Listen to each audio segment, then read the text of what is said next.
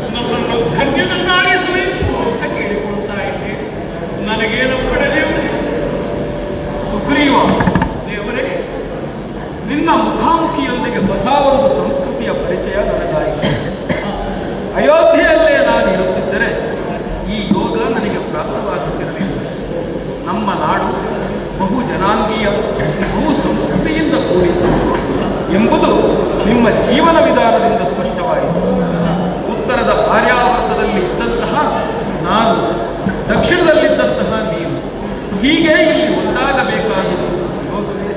ನಮ್ಮ ಭಾಗ್ಯ ದೇವರೇ ಏನು ಮಾಡೋಣ ಹೇಳು. ಪ್ರಾಪ್ತಿ ಎಂಬುದನ್ನು ನಾವು ಅನುಭವಿಸಲೇಬೇಕಲ್ಲ. ಅದನ್ನು ವಿಧಿ ಹಣೆಬರಹ ಎಂದೆಲ್ಲ ತಿಳಿದವರು ಹೇಳಿದರು. ನಮಗೆ ಯಾವುದು ಪ್ರಾಪ್ತವಾಗುತ್ತದೆಯೋ ಅದು ಮಾತ್ರ ಪ್ರಾಪ್ತಿಸುತ್ತದೆ. ನಾವು ಯಾವುದನ್ನೆಲ್ಲ ಅನುಭವಿಸಬೇಕು ಅದನ್ನೆಲ್ಲ ಅನುಭವಿಸಬೇಕಾಗುತ್ತದೆ. ಬದುಕು ಪ್ರಾರಬ್ಧದ ಅನುಭವಕ್ಕೆ ಎಂಬ ನಂಬಿಕೆ ಇದ್ದಾಗ ಈ ಬದುಕಿನ ಸುಖ ದುಃಖಗಳನ್ನು ಸಮಾನವಾಗಿ ಸ್ವೀಕರಿಸುವಂತಹ ಧೈರ್ಯ ಬರುತ್ತದೆ, ಸ್ಥಿತಿ ಇರುತ್ತದೆ. ಸತ್ಯ ಅನುಭವ. ಆದರೆ ನಮ್ಮ ಮುಂದಿರುವ ಕರ್ತವ್ಯವೇನು? ಧರ್ಮವನ್ನು ಪಾಲಿಸುವುದಷ್ಟೇ. ಆ ಧರ್ಮವನ್ನು ರಕ್ಷಿಸುವುದಕ್ಕಾಗಿ ಪಿತೃವಾಕ್ಯ ಪರಿಪಾಲನಾ ಎಂಬಂತಹ ಮಹಾದೀಕ್ಷೆಯನ್ನು ಸ್ವೀಕರಿಸಿ ಕಾಡಿನಲ್ಲಿದ್ದಂತಹ ಕಾಡನ್ನು ನಾವು ಸೇರಬೇಕಾಯಿತು. ನಾಡಿನಲ್ಲಿ ಸಿಂಹಾಸನವನ್ನು ಆರೋಹಣವನ್ನು ಮಾಡಬೇಕು. ಹಾಗೆ ಸೀತಾಪಹಾರವಾಯಿತು. ಆ ಬಳಿಕ ಸೀತಾನ್ವೇಷಣೆಯನ್ನು ಮಾಡುತ್ತಾ ಬಂದಾಗ ಶಬರಿ ಹಾಗೆ ಕಬಂದ ನಿನ್ನ ವಿಚಾರವಾಗಿ ಹೇಳಿತು. ಹನುಮಂತನು ಸಿಕ್ಕಿದ. ಆತನೇ ಇಲ್ಲಿಗೆ ಕರೆತಂದು ನಿನ್ನ ಸಖ್ಯ ಆಗುವ ಹಾಗಾಯಿತು. ಅದಕ್ಕೆ ಸಾಕ್ಷಿಯಾಗಿ ತುಲ್ಯಾಗಿ ಮಿತ್ರತ್ವವೂ ಆಯಿತು. ಆ ಬಳಿಕ ನಿನ್ನ ಕೋಳಲ್ಲೆಲ್ಲ ನೀನು ಹೇಳಿಕೊಟ್ಟೆ. ನಿನ್ನ ಕಷ್ಟವನ್ನು ಪರಿಹರಿಸಬೇಕಾದ್ದು ಸೂರ್ಯವಂಶೀಯನಾಗಿ ನನ್ನ ಕರ್ತವ್ಯ. ಕಾಡಿನಲ್ಲಿದ್ದರೂ ನಾಡಿನಲ್ಲಿದ್ದರೂ ನನ್ನ ಕುಲದ ಧರ್ಮವನ್ನು ನಾನು ಮೀರುವುದಕ್ಕಾಗುತ್ತದೆ. ಅದನ್ನು ಪಾಲಿಸಬೇಕಾದ ನನ್ನ ಕರ್ತವ್ಯವಲ್ಲವೇ? ಆದ್ದರಿಂದ ನಿನಗೆ ಆಶ್ವಾಸನೆಯನ್ನು ನೀಡಿದ್ದೇನೆ. ಅಣ್ಣದೇವನಾದಂತಹ ವಾಲಿ ತಮ್ಮನಾದಂತಹ ಸುಗ್ರೀವನಾದ ನಮ್ಮ ಜೀವನದ ಗತಿಯನ್ನೇ ವ್ಯತ್ಯಸ್ತಗೊಳಿಸಿಬಿಟ್ಟ. ಈ ವಿಚಾರ ಎಲ್ಲ ನಿನ್ನಲ್ಲಿ ತಿಳಿಸಿದ್ದೆ ದೇವರೇ. ಆದರೆ ಆತ ಅಣ್ಣನಾಗಿ ಆ ಬಾಂಧವ್ಯದಿಂದ ವಾತ್ಸಲ್ಯದಿಂದ ನಿನ್ನಲ್ಲಿ ವ್ಯವಹರಿಸಲಿಲ್ಲ. ನಿನ್ನನ್ನು ದ್ವೇಷಿಸುತ್ತಾ ಇದ್ದಾನೆ. ನಾನು ನಿನಗೆ ಎಷ್ಟೇ ಭರವಸೆಯ ಮಾತುಗಳನ್ನು ಆಡಿದರೂ ನಿನಗೆ ಧೈರ್ಯ ಬರಲಿಲ್ಲ. ನನಗೆ ಸಹಧರ್ಮಿಣಿಯ ನೆನಪಾಗು. ಆದ್ದರಿಂದಲೇ ನನ್ನನ್ನು ಪರೀಕ್ಷೆಗೆ ನೀನು ಒಡ್ಡಿದೆ. ದುಂದುಬಿಯ ಅಡ್ಡೆಯನ್ನು ಎಡಗಾಲಿನ ಅಂಗುಷ್ಟದಿಂದ ಶತಯೋಜನ ದೂರದಷ್ಟು ಒಂದೇ ಒಂದು ಬಾಣದಿಂದ ಸಪ್ತ ತಾರವೃಕ್ಷ ಛೇದನವನ್ನು ಮಾಡಿದ್ದೇನೆ.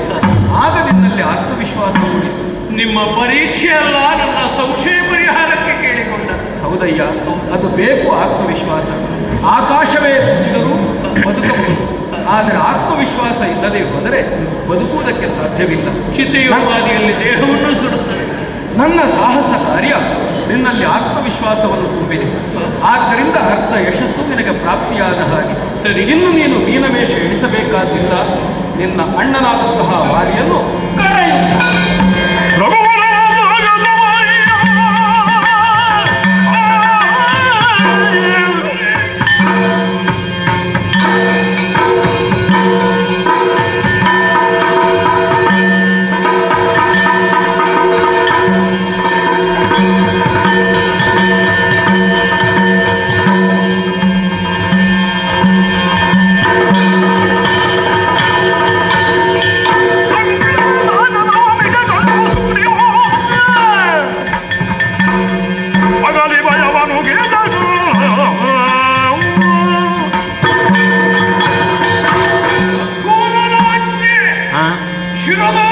ವಹಿಸಿಕೊಂಡಿದ್ದೇನೆ.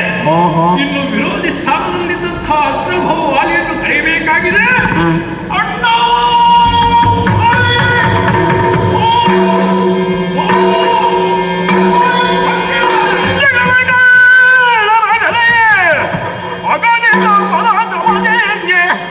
ಹಗರಣ ಕೊದಗಿ ತಮಗೆ ನುಡಿದ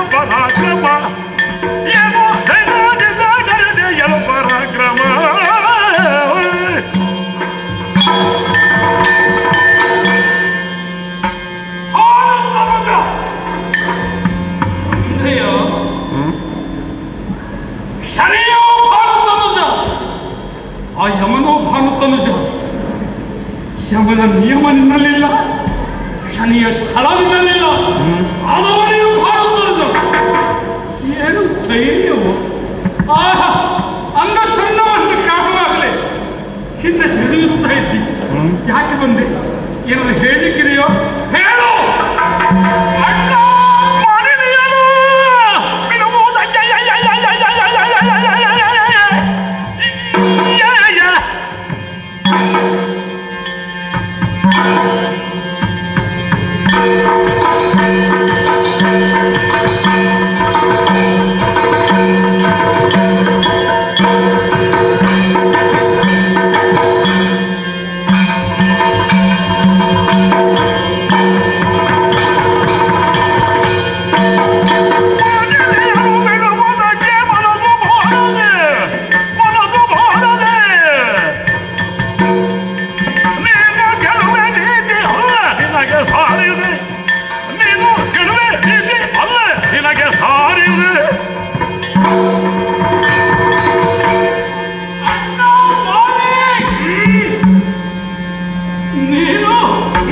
ನನ್ನ ಸತ್ಯಾಧಾರವೇನು ಬಿಡುವುದಕ್ಕೆ ಮನಸ್ಸು ಮಾಡದೆ ಈ ಸ್ಥಿತಿಯಲ್ಲಿ ವಿರೋಧಿಸುವುದಕ್ಕೆ ಒದ್ದಾಡ ನನಗಿನ್ನೂ ನನ್ನ ಪರಿಸ್ಥಿತಿ ಅರ್ಥವಾಗುವುದಿಲ್ಲವೇ?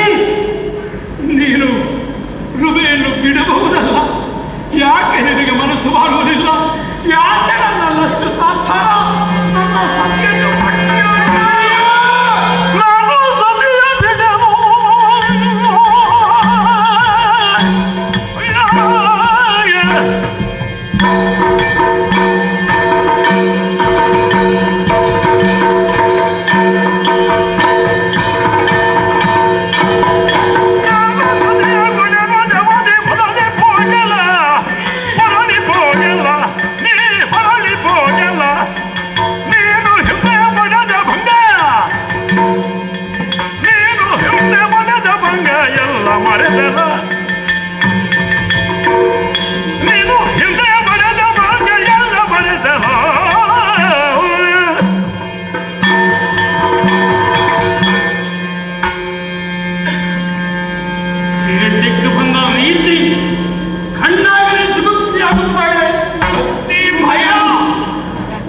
ಭಕ್ತಿ ಇದ್ರೆ ಸಾಕು, ಭಯದ ಅವಶ್ಯಕತೆ ಇಲ್ಲ.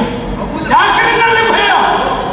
ನಾನು ಮೋಸ ಮಾಡಿದ್ದೇನೆ ಎಂಬ ಅರಿವು ನನ್ನಲ್ಲಿದ್ದ ಕಾರಣ ಹೀಗೆ ಬಂದ್ರೆ ಕೊಡುವುದಿಲ್ಲ.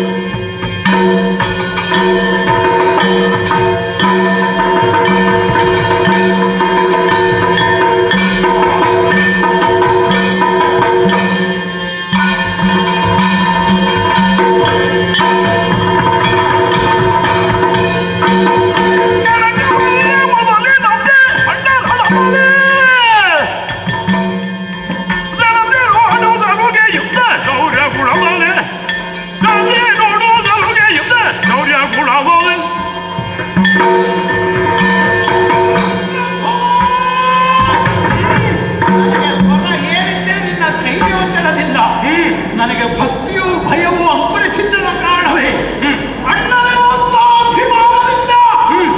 ಸ್ವರ ಏರಿಸದೆ ಮಾತಾಡಿದೆ. ನೀನು ಕೊಟ್ಟು ಬಿಡುವುದಿದ್ರೆ ಸುಮ್ಮನೆ ಅಣ್ಣನಲ್ಲಿ ಜಗಳ ಯಾಕೆ? ಅಡಕವಲ್ಲ ಅಣ್ಣ, ಮೊದಲು ಯುದ್ಧಕ್ಕೆ ಬಂದಿರಬಹುದು. ನೀನು ಮೊದಲಿನ ಹಾಗೆ ಬಿಟ್ಟಿಸಿದ್ದು ಹೋದೇನು ಸುಗ್ರೀವ ಅಂತ ಬೇಡ.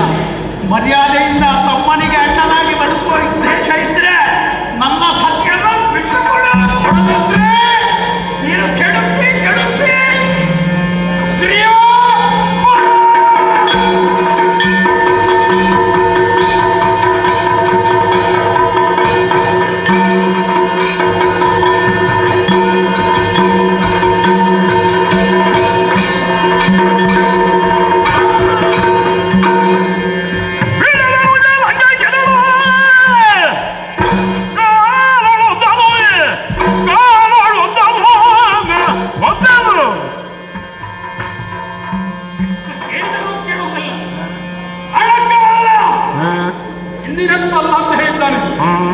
ಪ್ರತಿ ಸಾರಿ ಬಿದ್ದದ್ದು ಹೀಗೆ ಹ್ಮ್ ಹ್ಮ್ ಬೆನ್ನನ್ನು ತೋರಿಸಿ ಬಿದ್ದವ.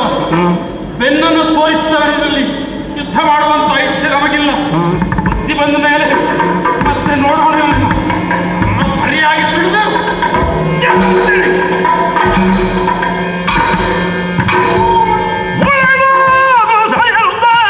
ಮನೆಗೆ ನಡೆದವು ಹೋದ ನನ್ನ ಹೋದ ನನ್ನ ಹೋದ ಎಂದು ತಿಳಿದು ಹೋದ ಅಣ್ಣನೆಂದು ತಿಳಿಯುವಾಗ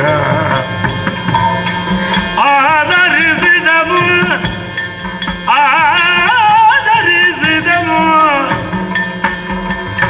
ಕ್ರೋಧನು ಸದಾಧಿಪತಿಯ ಮೂದಲಿಸಿದನು. ಹೋದ ಅಣ್ಣ ಹೋದನೆಂದು ತಿಳಿದು ಆದರಿಸಿದನು ಕ್ರೋಧನು ದರಾಧಿಪತಿಯ ಮೂದಲಿಸಿದನು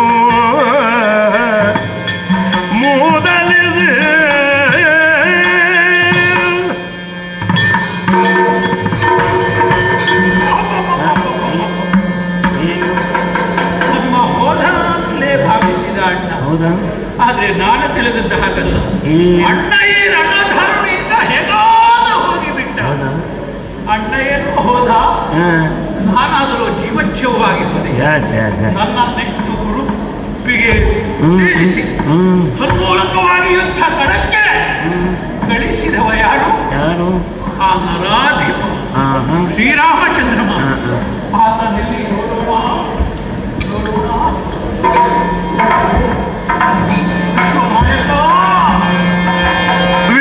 ವಿಶ್ವನಾಯಕ ನಿನ್ನ ಭಾಗ್ಯವ ವಿಶ್ವನಾಯಕ ನಿನ್ನ ಭಾಗ್ಯವ ವಿಶ್ವಾಸವೆಂದು ನಂಬಿದೆನೆಂದು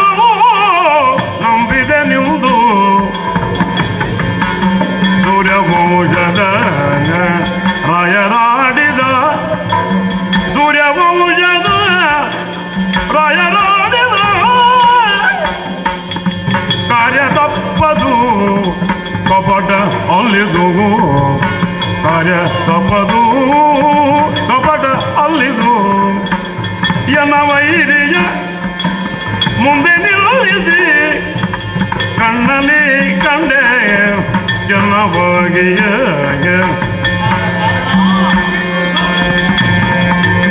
ಇನ್ನು ಸಾಕಯ್ಯ ನಿನ್ನ ತಳ್ಳಿಯು ಇನ್ನು ಸಾಕು ಇನ್ನು ಸಾಕಯ್ಯ ನಿನ್ನ ತಳ್ಳಿಯು ಮಾನವಾದಿಪ ಮಂಜುಳಾಕರ ಮಾನವಾದಿಪ ಮಂಜುಳಾಕರ ವಿಶ್ವನಾಯಕ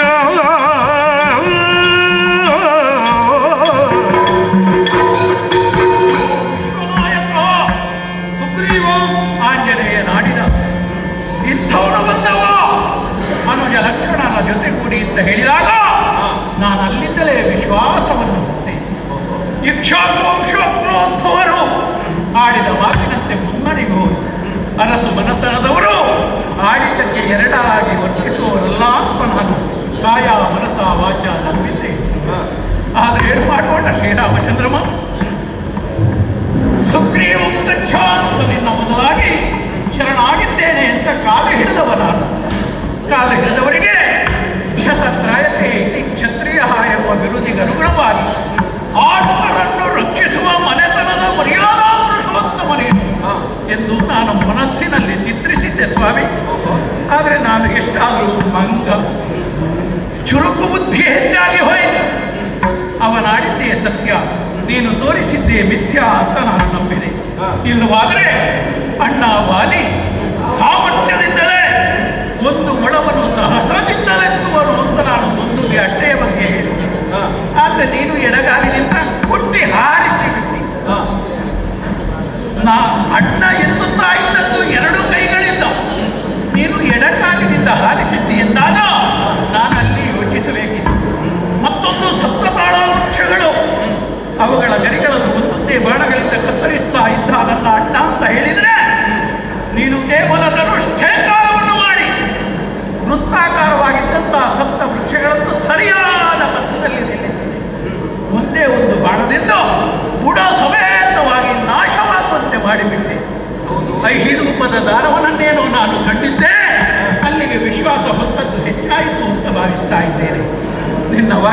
ವಿಶ್ವಾಸವೆಂದೇ ನಂಬಿದೆ.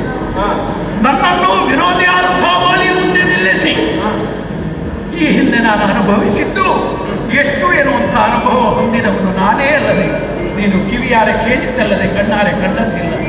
ಅತ್ತುವಾದ ವೈರಸ್ಥಾನದಲ್ಲಿದ್ದಂಥ ವಾಲಿ ಐದಿನಲ್ಲಿ ಮತ್ತೊಮ್ಮೆ ನನ್ನನ್ನು ಕಳಿಸಿ ಚೆನ್ನಾಗಿ ನನಗೆ ಬಡಿಯುವುದನ್ನು, ನನ್ನನ್ನು ಕೌಕಿ ಹಾಕಿ ಸುರಿಯುವುದನ್ನು ನೋಡಿದೆ. ಇನ್ನು ಸಾಕಯ್ಯ, ಸೂರ್ಯವಂಶದವರು ನೀನು ಮಂಜುಳಾಕರ ಎನ್ನುವಂತಹ ಅಭಿಮಾನದಿಂದ ಕಾಲು ಹಿಡಿದರೆ ನಂಬಿದವರಿಗೆ ಮಳೆಯನ್ನು ಸುರಿಸುವವ ನೀನು ಯಾವ ರೀತಿಯಲ್ಲಿ ನಮ್ಮ ಕಣ್ಣೀರಿನಿಂದಲೇ ನಮ್ಮ ಕಾಲನ್ನು ತೊಳೆಯುವಂತಹ ದೀನ ಸ್ಥಿತಿಗೆ ನಮ್ಮನ್ನು ತಲುಪಿಸಿ ಅಂತ ತಿಳ್ಕೊಳ್ತಾ ಇದ್ದೀಯ. ಸ್ವಾಮಿ, ನಿನ್ನ ಮಿತ್ರತ್ವ ಹೆಚ್ಚಾಗಿ ಹೋಯಿತು. ಆಂಜನೇಯನಲ್ಲಿ ಬೇಕಾದ್ರೆ ಬಂದಲ್ಲಿಗೆ ಕಳಿಸಿ ಕೊಡ್ಲಿಕ್ಕೆ ಹೇಳ್ತೇನೆ. ನಿನಗೊಂದು ನಮಸ್ಕಾರ.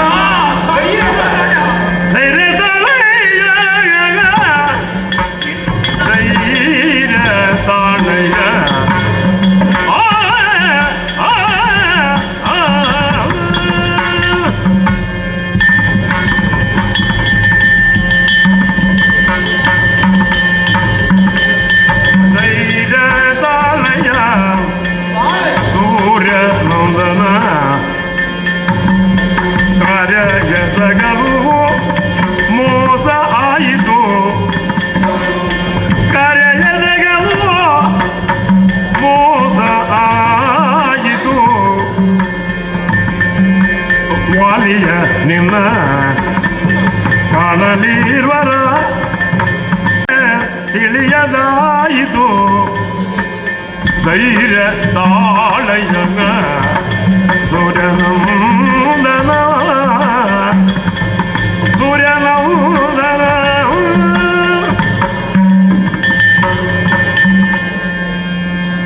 ಸುಗ್ರೀವ, ಮನನೊಂದು ನೀನು ಆಕ್ಷೇಪಿಸುತ್ತಾ ಇರುವೆ. ನಿನ್ನ ಆಕ್ಷೇಪವೇನು ಸಹಜವಾದದ್ದು.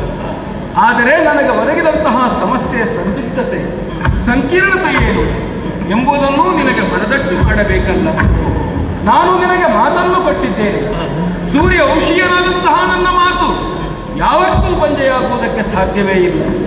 ಆ ಮಾತು ಪೂರೈಸದೆ ನೀನು ಹೋಗು ಅಂದರೂ ನಾನು ಹೋಗುವನಲ್ಲ. ನನ್ನ ಕಾರ್ಯ ಆದ ಬಳಿಕ ನೀನು ನಿಲ್ಲು ಅಂದರೂ ನಾನು ನಿಲ್ಲುವವನಲ್ಲ. ಹಾಗಿದ್ರೆ ನಾನು ಸಾಯುವಲ್ಲಿವರೆಗೆ ಇಲ್ಲಿರ್ತೀಯೋ ರಾಮ ಎಂದು ನೀನು ಗ್ರಹಿಸಬೇಕಾದಿಲ್ಲ. ರಘುವಂಶೀಯನಾದಂತಹ ನಾನು ನನ್ನ ವಾಕ್ಯ ಏನುಂಟು ಅದನ್ನು ಖಂಡಿತವಾಗಿಯೂ ನಾನು ಪಾಲಿಸುತ್ತೇನೆ. ನಿನಗೆ ನಾನು ಅಭಯವನ್ನು ನೀಡಿದ್ದೇನೆ. ಮಾತ್ರವಲ್ಲ, ಅಗ್ನಿ ಸಾಕ್ಷಿಯಾಗಿ ಸಖ್ಯವನ್ನೂ ಮಾಡಲಿಲ್ಲವೇ, ಅಣ್ಣನ್ನು ಕೊಂದು ಮಣ್ಣ ಕೂಡಿಸ್ತೇನೆ ಅಂತ ಎಂಬ ಮಾತನ್ನು ನಾನು ಪಾಲಿಸದೆ ಹೋದರೆ, ಈಗ ಮಣ್ಣು ಕಚ್ಚಿದ್ದು ನಾನೇ ಅಲ್ವೋ ರಾಮ?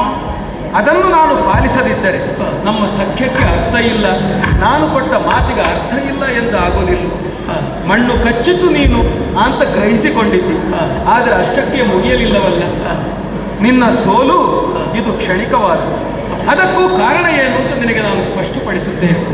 ನಿಮ್ಮ ಯುದ್ಧವನ್ನು ನಾನು ಕಂಡಿದ್ದೇನೆ.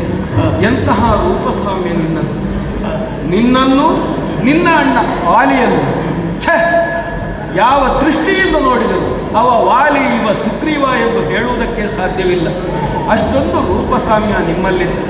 ಆದ್ದರಿಂದ ನಾನೆಲ್ಲಾದರೂ ದುಡುಕಿ ಬಾಣ ಪ್ರಯೋಗವನ್ನು ಮಾಡಿದನಾದರೆ ಅದು ನನ್ನ ಸ್ನೇಹಿತನಾದ ಸುಗ್ರೀವನಿಗೆ ಬಿದ್ದು ಬಿಟ್ಟರೆ ನನ್ನ ಮಾತೆಯಲ್ಲಿಗೆ ಹೋಗುತ್ತದೆ. ನೀನು ಇಷ್ಟು ಧೈರ್ಯವಚನವನ್ನು ಹೇಳಿದಂತ ರಾಮ, ನನ್ನ ಅಣ್ಣ ಹೇಗಿದ್ದಾನೆ ಅಂತ ಕೇಳಬಹುದಿತ್ತಲ್ಲ ದೇವರೇ? ನಾನು ಕೇಳಬಹುದಿತ್ತು, ಅದಕ್ಕಿಂತ ಮೊದಲು ನೀನಾದರೂ ಹೇಳಬಹುದಿತ್ತು. ನಾನು ಹೇಳಬಹುದಿತ್ತು, ಅವೆರಡೂ ಅಲ್ಲಿ ನಡೆಯಲಿಲ್ಲ. ಆದ್ದರಿಂದ ಹೀಗೆಲ್ಲ ಆಯಿತು. ನಾನು ಬಾಣವನ್ನು ಪ್ರಯೋಗಿಸುವುದಕ್ಕಾಗಲಿ ಆತನ ನಿಗ್ರಹವನ್ನು ಮಾಡುವುದಕ್ಕಾಗಲಿ ನಿಮ್ಮ ರೂಪಸಾಮ್ಯವೇ ನನಗೆ ತಡೆಯಾಯಿತು. ಇಷ್ಟೇ ಹೊರತು ನಿನ್ನನ್ನು ಬಳಲಿಸಬೇಕು, ನಿನ್ನ ಅಣ್ಣನ ಕೈಯಿಂದ ಏಟನ್ನು ತಿನ್ನಿಸಬೇಕು ಎಂಬುದು ನನ್ನ ಉದ್ದೇಶವಾಗಿರಲಿಲ್ಲ. ವೃತ್ತವೊಂದನ್ನು ನೀಡುತ್ತೇನೆ.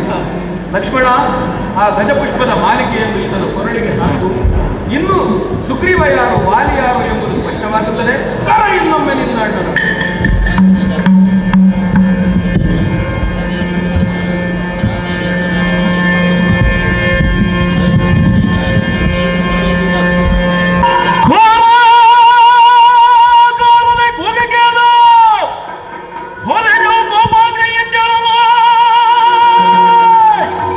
Oh!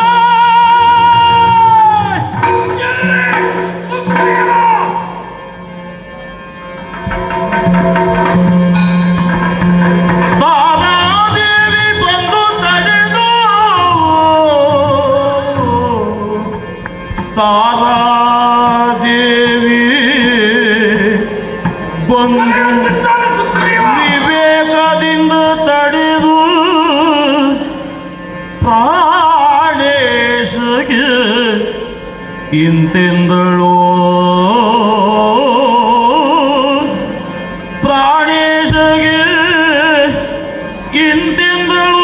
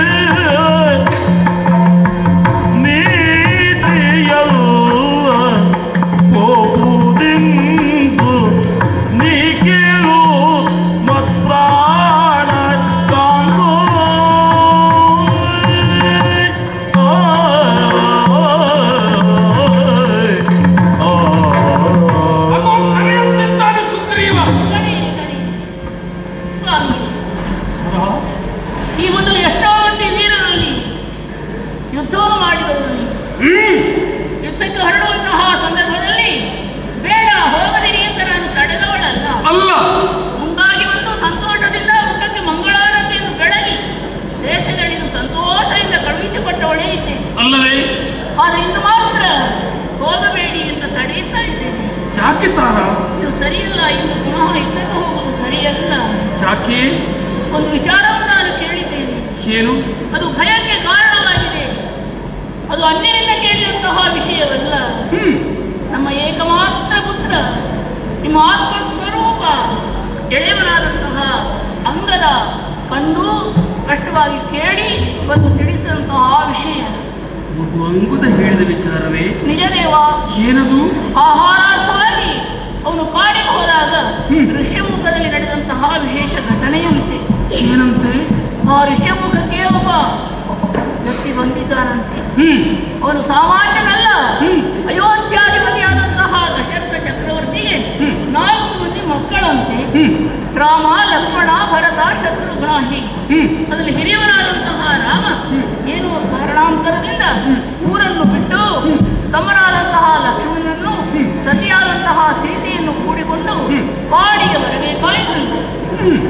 ಬಂದಂಥವನು ಬಂಧುವನ್ನು ಪಂಚವಟಿಯಲ್ಲಿ ವಾಸವಾಗಿದ್ದನಂತೆ. ಆ ಸಂದರ್ಭ ನಿಮ್ಮ ಸ್ನೇಹಿತರಾದಂತಹ ರಾವಣೇಶ್ವರ ರಾಮನ ಸತಿಯಾದಂತಹ ಸೀತೆಯನ್ನು ಅಪಹಾರ ಮಾಡಿದನಂತೆ. ಹೌದೇ? ಕದ್ದುಕೊಂಡು ಹೋದನಂತೆ. ಆಮೇಲೆ ಆ ಸೀತೆಯನ್ನು ಹುಡುಕುತ್ತಾ ಅಣ್ಣ ತಮ್ಮಂದಿರು ಮುಂದೆ ಸಾಗಿ ಬಂದರು. ಬಂದವರು ಪಂಪಾ ತೀರದಲ್ಲಿ ಕುಳಿತಿದ್ದರಂತೆ. ಹಾಗಿದ್ರೆ ತಿಳಿಯುತ್ತಾರ? ಏನು ದೇವ? ಪಂಪಾ ತೀರ ಅಂದ್ರೆ ಇಲ್ಲಿಯೇ ಅಲ್ಲವೇ? ಕಿಷ್ಕಿಂಧೆಗೆ ಬಂದು ವಾಲಿಯಲ್ಲಿ ಹೇಳಿದಲ್ಲಿ ನಮಗೆ ಪರಿಹಾರ ದೊರಕಿತು ಎಂಬುದಾಗಿ ಬಂದಿರಬೇಕು ಅಲ್ಲವೇ? ನಮ್ಮ ಬಳಿಗೆ ಬಂದರೆ ಭಯವಿರಲಿಲ್ಲ, ಯೋಜನೆಗೆ ಅವಕಾಶವಿರಲಿಲ್ಲ. ನಮ್ಮ ಬಳಿಗೆ ಬರಲಿಲ್ಲ. ನೇರವಾಗಿ ಸುಗ್ರೀವನ ಬಳಿಗೆ ಹೋಗಿದ್ದಾರೆ. ಹೋದದ್ದಲ್ಲ, ಅವರನ್ನು ಹನುಮಂತನನ್ನು ಕಳುಹಿಸಿ ಪಂಪೆಯಿಂದ ನನ್ನ ಬಳಿಗೆ ಸುಗ್ರೀವನು ಕರೆಯಿಸಿಕೊಂಡನಂತೆ. ಸರಿ ಬಿಡು, ಏನಂತೆ? ಹುಡುಗನಾದ ಅಂಗದ ಹೇಳ್ತಾ ಇದ್ದಾನೆ, ಅವನನ್ನು ನಾನು ದೂರದಿಂದ ನೋಡಿದ್ದೇನೆ. ಎಲ್ಲ ಮನುಷ್ಯರಂತಿಲ್ಲ ಆ ರಾಮನೆಂಬವನು. ಅವನ ವಿಶಾಲವಾದಂತಹ ವಕ್ಷಸ್ಥಳ, ಆಜಾನು ಬಾಹುಗಳು, ಅವನಷ್ಟೇ ಎತ್ತರವಾದಂತಹ ಕೋದಂಡ ಧನಸ್ಸು, ಹಾಗೆ ಮುಖದಲ್ಲಿರುವಂತಹ 2 ಕಣ್ಣುಗಳನ್ನು ಕಂಡರೆ ಎಂತಹ ಆಕರ್ಷಣೆ, ಎಂತಹ ತೇಜಸ್ಸು, ಕರುಣೆಯಿಂದ ಕೂಡಿದಂತಹ ಕಣ್ಣಾಗಿದೆ, ಕಮಲದ ಹಾಗೆ ಕಾಣಿಸುತ್ತಿದೆ. ಹೀಗೆಲ್ಲ ಹೊಗಳಿದ. ಅದಕ್ಕೂ ಇದಕ್ಕೂ ಏನು ಸಂಬಂಧ? ಅಂತಹ ರಾಮನ ಸ್ನೇಹವನ್ನು ಮಾಡಿಕೊಂಡನಂತೆ ಸುಗ್ರೀವ. ಏಕಾಂತದಲ್ಲಿ ಮಾತಾಡಿಕೊಂಡು ಸ್ನೇಹಿತರಾಗಿದ್ದಾರಂತೆ ಸ್ವಾಮಿಯೇ.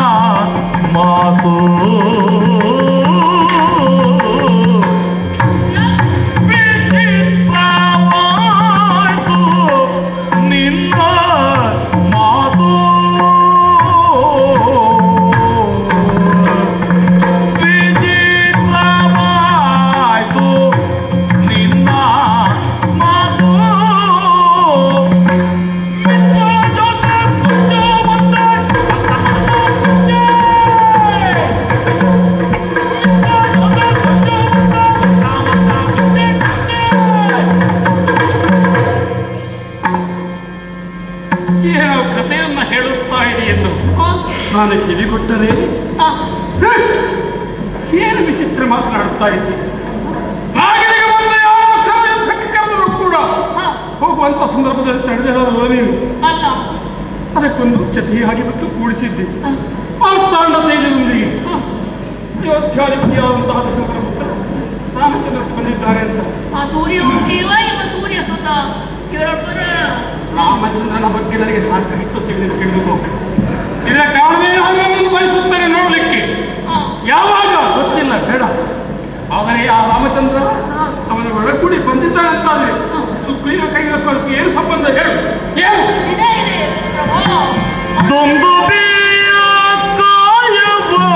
ಕಾಯದಿಂದ ಚಿಮ್ಮಿ ಯೋಜನಕ್ಕೆ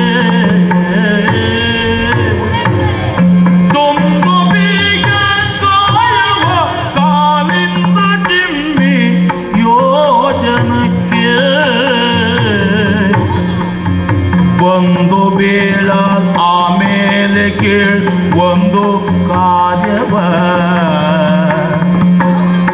ಒಂದು ಬೇಳ ಆಮೇಲೆ ಕೇಳು ಒಂದು ಕಾರ್ಯವೋ. 7 ತಾಳ ವೃಕ್ಷಗಳನ್ನು ತಿಳುಮಾಡೀಗ ನಿಮ್ಮ 7 ತಾಳ ವೃಕ್ಷಗಳನ್ನು ತಿಳುಮಾಡೀಗ ನಿಮ್ಮ ಮೇಲೆ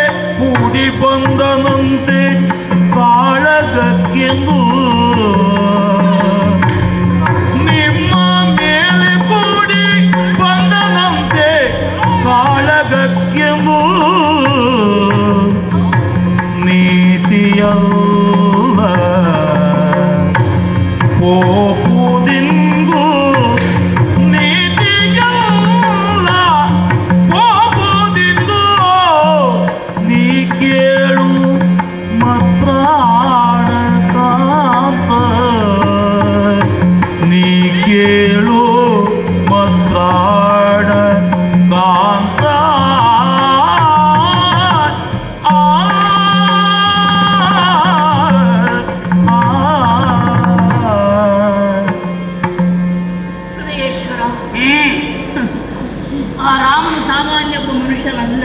ಹ್ಮ್ ಕಾಣುವುದಕ್ಕೆ ಮಾನವನಂತಿದ್ದರೂ ಕೂಡ ಅದ್ಭುತ ಸಾಹಸಿ ಇದ್ದಾನೆ ಹ್ಮ್ ಎಂಬ ಹಾಗೆ ಒಂದು ಅಂಗರ ಹೇಳಿದ್ದಾನೆ. ಹ್ಮ್ ನಿಮ್ಮ ತಮ್ಮನಾದಂತಹ ಸುಗ್ರೀವ ಹೆಡ್ಡನಲ್ಲ.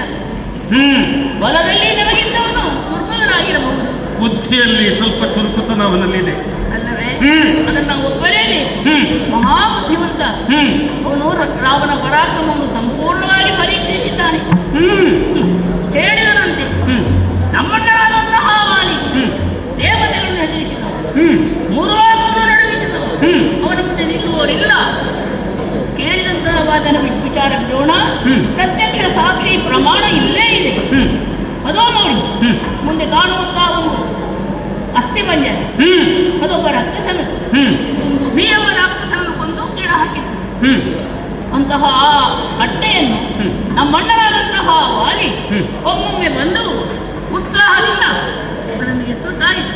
ಹ್ಮ್ ಎಲ್ಲಿಯವರೆಗೆ ಮೊಣಕಾಲಿನ ಬಡಿ ಅಂತ, ಹ್ಮ್ ಅದಕ್ಕಿಂತ ಹೆಚ್ಚಲ್ಲ ಮೇಲಲ್ಲ. ಹ್ಮ್ ಮತ್ತವರಿಗೆ ಇದನ್ನು ಅಲುಗಾಡಿಸಲಿಕ್ಕೂ ಸಾಧ್ಯವಿಲ್ಲ. ಹ್ಮ್ ಇದವನ ದೇಹ ಬಲಕ್ಕೊಂದು ಸಾಕ್ಷಿ. ಹ್ಮ್ ಹೀಗೆ ಸುಗ್ರೀವ ಹೇಳಿದನಂತೆ. ಅದರಿಂದ ರಾಮ ಪರಾಕ್ರಮಿ ಎಂದಾಯಿದ್ದೇನೆ. ಸ್ವಾಮಿಯೇ, ಹ್ಮ್. ಅಷ್ಟು ಸುಗ್ರೀವ ಹೇಳಿದ್ದೇ ತಡ, ಹ್ಮ್. ಎಲ್ಲಿದೆ ನೋಡೋಣ. ಹ್ಮ್. ಹೀಗೆ ಹೇಳುತ್ತಾ ಹ್ಮ್. ಎಡದ ಕಾಲ ಠಾಂಗಳಿಂದ ಹ್ಮ್ ಯೋಜನಾಂತರ ಹಾರಿಸಿದ. ಹರಿಸಿದನಿ ಕಾಲಟಾಂಗಳಿಂದ ಯೋಜನಾಂತರ. ತಾರ ಪ್ರಭು, ಅಷ್ಟಕ್ಕೆ ಆ ರಾಮಚಂದ್ರ ಬಲಿಷ್ಠ ಎಂಬುದನ್ನು ನೀನು ಗಮನಿಸುವುದು ಬೇಡ. ಹಾ, ಯಾಕೆ ಹಾ, ದುಂದುಬಿಯ ಅಸ್ಥಿಪಂಜರ ಅಲ್ಲಿ ಬಂದದ್ದು ಹೇಗೆ? ನಿಮ್ಮಿಂದ. ಮಾಂಸಭಕ್ಷಣವಾದಂತಹ ದುಂದುಬಿಯನ್ನ ಎತ್ತಿ ಬಿಸಾಡಿದವ ನಾನು.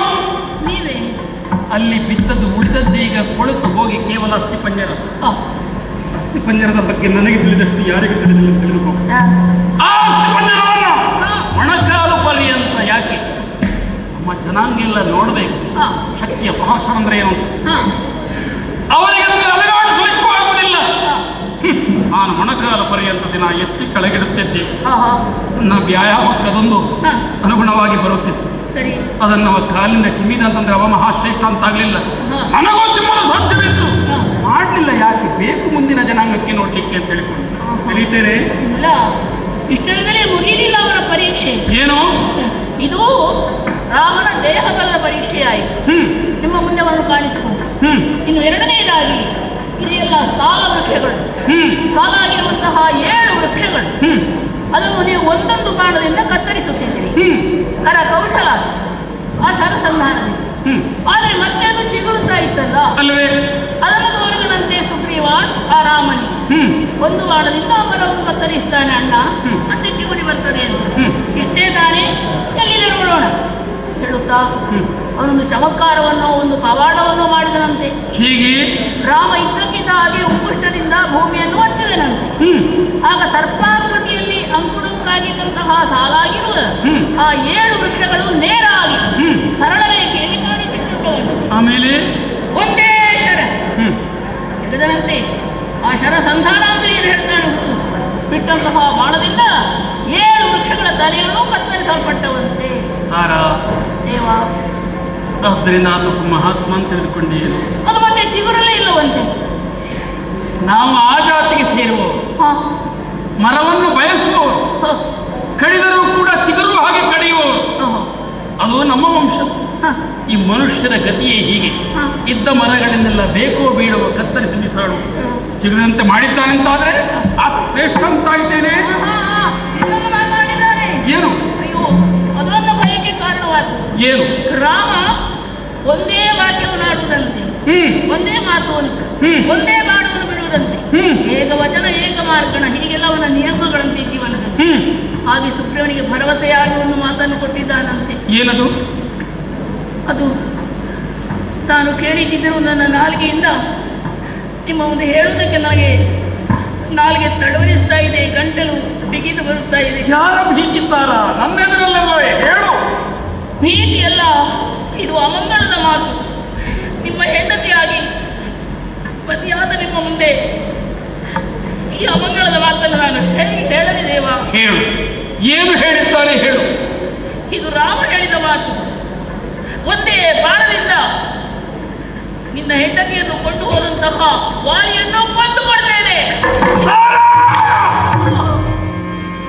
ಧಾತ್ರೇಯ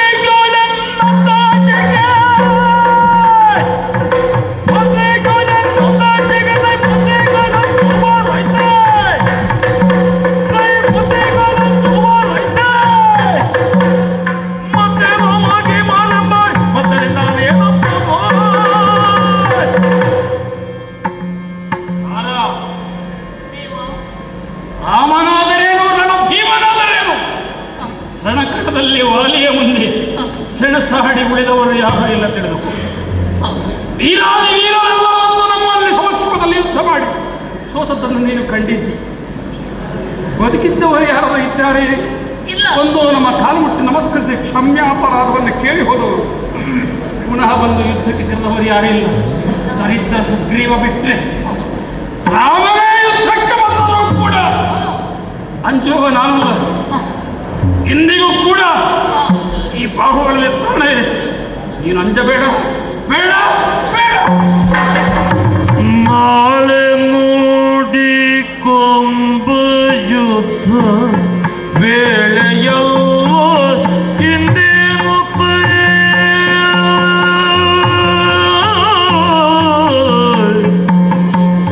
ನಾಳೆ ನೋಡಿ ಕೊಂಬ ಯುದ್ಧ ವೇಳೆಯೋ ಹಿಂದೇನು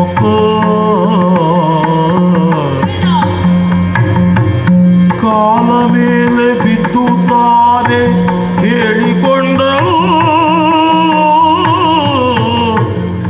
ಕಾಲ ಮೇಲೆ ಬಿದ್ದು ತಾರೆ ಹೇಳಿಕೊಂಡಳು. ತಾರೆ ಹೇಳಿಕೊಂಡಳು.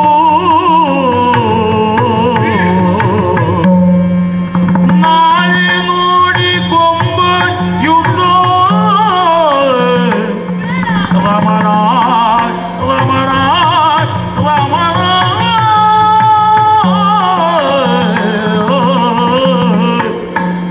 ನಾಳೆ ನೋಡಿ ಕೊಂಬ ಯುದ್ಧ ವೇಳೆ ಅಲ್ಲ ಹಿಂದೇನು.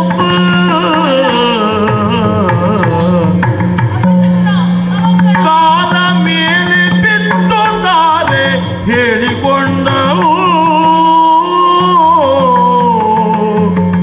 ಕಾಲ ಮೇಲೆ ಬಿದ್ದು ತಾರೆ ಹೇಳಿಕೊಂಡರು. ನೀತಿಯ ಪಾಪದಿಂದು ನೀ ಕೇಳು ಮತ್ರಾಣ ಕಾಂತ. ನೀತಿಯ ಪಾಪದಿಂದು ನೀ ಕೇಳು ಮತ್ರಾಣ ಕಾಂತ.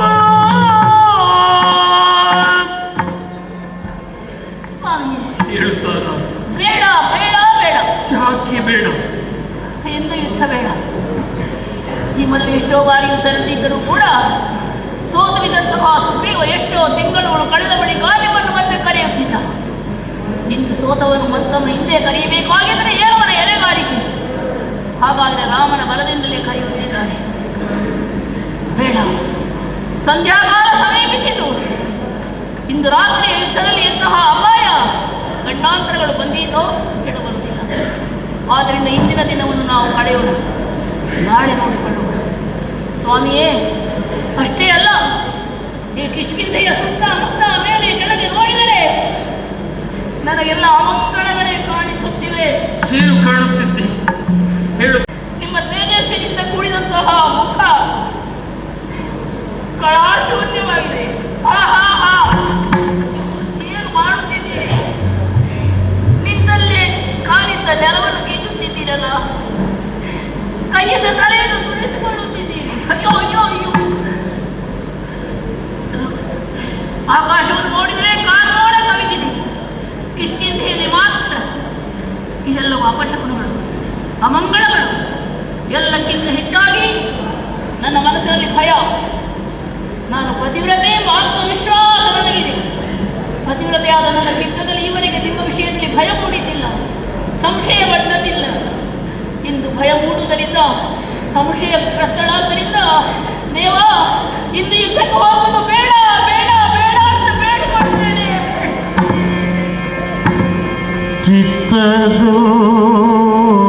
ಚಿತ್ತದೋರಿ ಶಂಕೆ ಬೇಡ.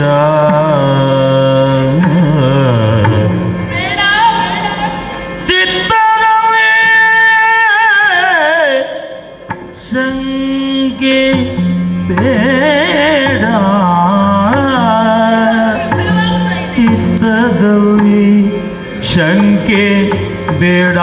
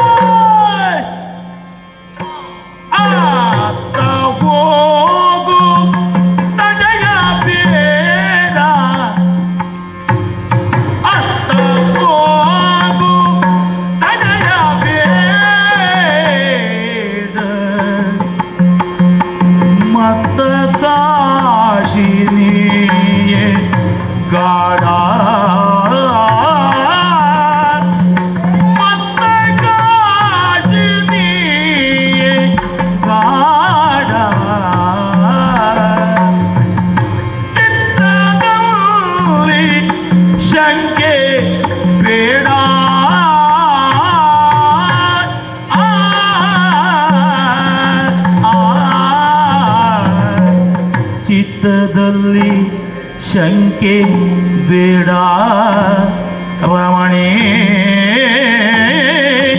ಚಿತ್ತದಲ್ಲಿ ಶಂಕೆ ಬೇಡ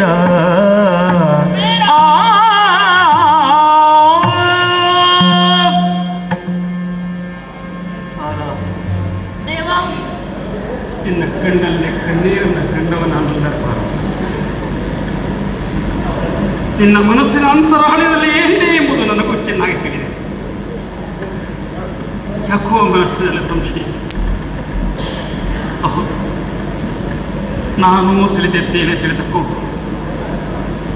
ನಾನು ಸಾಕಷ್ಟು ತಿಳಿದಿದ್ದೇನೆ. ಬಂದಂತಹ ಮಹಾನ್ ವ್ಯಕ್ತಿ ಪುಂಡರೀಕನೇ ಹತ್ರ ಹೇಳಿದೆಯಲ್ಲವೇ, ಆ ನೇತ್ರ ಉಳ್ಳವನೇ ಎಂಬುದಾದರೆ ಅವನಿಗೆ ಯಾವ ಸಂಪರ್ಕವೂ ಇಲ್ಲ. ಸರಿಯಾದ್ದನ್ನು ಗಮನಿಸಿ ಸರಿ ಎಂದು ಹೇಳುವಂತಹ ಮಾತನ್ನು ಕೊಡುವ ಮಹಾತ್ಮನೇ ಹೌದಂತಾದರೆ ಅವನ ಪೂರ್ಣಕ್ಕಾಗಿ ನಾನು ಕಾಯುತ್ತಿದ್ದೆ. ಅವನ ಬಗ್ಗೆ ನನಗೆ ಸಾಕಷ್ಟು ತಿಳಿದಿದೆ ಸಾರ. ಭಗವಂತನೇ ಹೌದಂತಾದರೆ ಅಂಜುವುದೇ. ಸಹೋದರಿ ಅಂದರೆ ಏನೊಂದು ಲೋಕಮುಖಕ್ಕೆ ತೋರಿಸಿದವನಂತ. ಆದ ಕಾರಣ ಇಲ್ಲಿಗೆ ಬಂದು ಕಿಷ್ಕಿಂದೆಯಲ್ಲಿ ನಮ್ಮಲ್ಲಿ ಬರಲಿದ್ದಂತಹ ಮನಸ್ತಾಪವನ್ನು ದೂರೀಕರಿಸಿ ನಮ್ಮನ್ನು ಒಂದಾಗಿಸಿಯಾರು ಎಂಬಂತಹ ಭರವಸೆ ನನಗಿದೆ. ತಿಳಿದುಕೋತಾರ ಆ ಭಗವಂತನ ಒಂದು ಕಾಪಟ್ಯವನ್ನು ತೋರಿಸಲಿಕ್ಕೆ ಬಂದಂತಹ ಮುಕ್ತವಾಗಿ ಬಂದಂತಹ ಹೋದಂತಾದರೆ ಮಾಡಲಿಕ್ಕೆ ಇಂದು ಪ್ರಯತ್ನವನ್ನು ನಾನು ಮಾಡುತ್ತೇನೆ. ತಿಳಿದುಕೋತಾರ ಭಗವಂತನೇ ಯುದ್ಧವನ್ನು ಬಯಸಿ ಬಂದರೂ ಕೂಡ ನಾನು ಹೋಗಲೇಬೇಕು. ಅಲ್ಲಿ ಆಗತಕ್ಕಂತಹ ಯುದ್ಧ ಅಲ್ಲ, ಮೋಕ್ಷ ಸಂಗ್ರಾಮ. ಇಂದಲ್ಲದಿದ್ದರೆ ನಾಳೆ ನಾವು ಹೋಗಲೇಬೇಕು. ಆ ದಿಕ್ಕಿನಲ್ಲಿ ಬಂದದ್ದು ಭಗವಂತನೇ ಹೌದಾದರೆ ಯಾಕೆ ಚಿಂತಿಸಬೇಕು? ಸಾರ, ನೀನು ನನ್ನ ಅಡಗೂಡಿ ಬಾ. ಅಣ್ಣ ಹರಿವಾಣದಲ್ಲಿ ಮುತ್ತಿನ ಆರತಿಯನ್ನೆತ್ತಿ ನನ್ನನ್ನು ಕಳಿಸು. ರಣಾಂಗಣದಲ್ಲಿ ಭಗವಂತನಿಂದ ನಿಮಗಾಗುವಂತಹ ಯುದ್ಧವನ್ನು ನೋಡಲಿಕ್ಕೆ ಬಾ, ಬಾ, ಬಾ.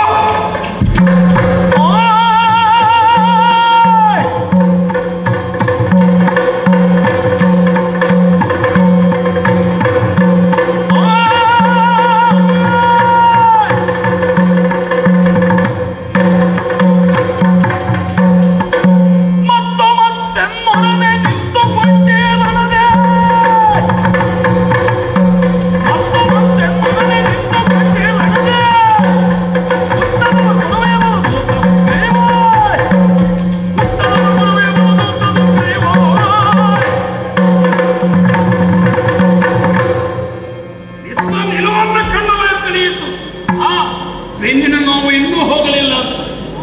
ಮತ್ತೂ ಬಂದೆ. ಸುಗ್ರೀವ, ನಿನಗೆ ಮತ್ತೂ ಬಂದಿದೆ. ಇಂದು ತೀರ್ಮಾನ ಆಗಲೇಬೇಕು. ನಾಳೆ ಉದಯಿಸುವಂತಹ ಸೂರ್ಯ ನಿನ್ನ ಅಪ್ಪ. ಒಂದು ನಿನ್ನ ಮುಖವನ್ನು ನೋಡಬೇಕು, ಒಂದು ನನ್ನ ಮುಖವನ್ನು ನೋಡಬೇಕು. ಬಾ.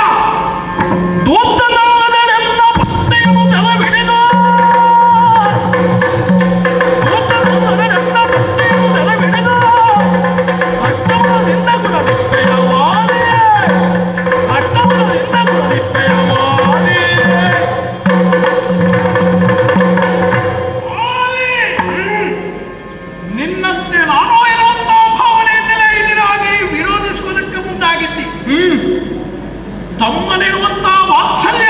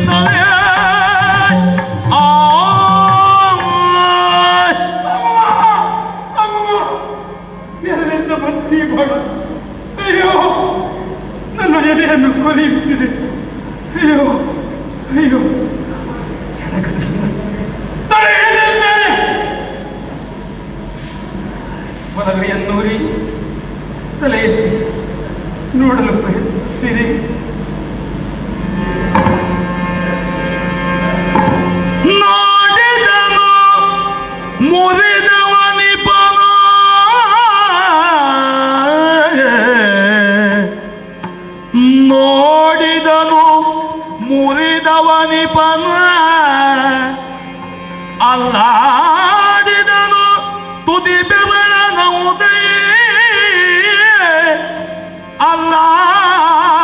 ಅಲ್ಲಾಡಿದನು ತುದಿ ಬೆರಳನ ಉದಯ ಕೋಡಿಗಿಲ್ಲದ ಖರೆಯನಗೆ ಖದ್ಯೋತ ವಂಶದಲ್ಲಿ ಕೋಡಿಗಿಲ್ಲದ ಖರೆಯನಗೆ ಖದ್ಯೋತ ವಂಶದಲ್ಲಿ ನೋಡಿದನು ಮುರಿದವನಿಪನ ನೋಡಿದನು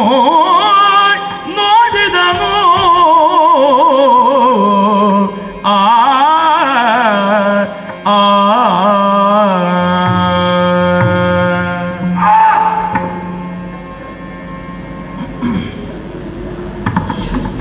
ತೇಜಸ್ಸು, ಎಂತಹ ಓಜಸ್ಸು, ಎಕ್ಕ ಬಾಹುಗಳು, ಆದಾಬಾಹು. ಇವರ ಮುಖದಲ್ಲಿಯೂ ಕಾಪಟ್ಟಿ ಇಟ್ಟಿರಬಹುದೇ? ಎಲ್ಲಿ? ಹೌದು, ತಾನು ನನ್ನನ್ನು ಎಚ್ಚರಿಸಿದ್ದನು. ಈ ತರ ಇರಬೇಕು.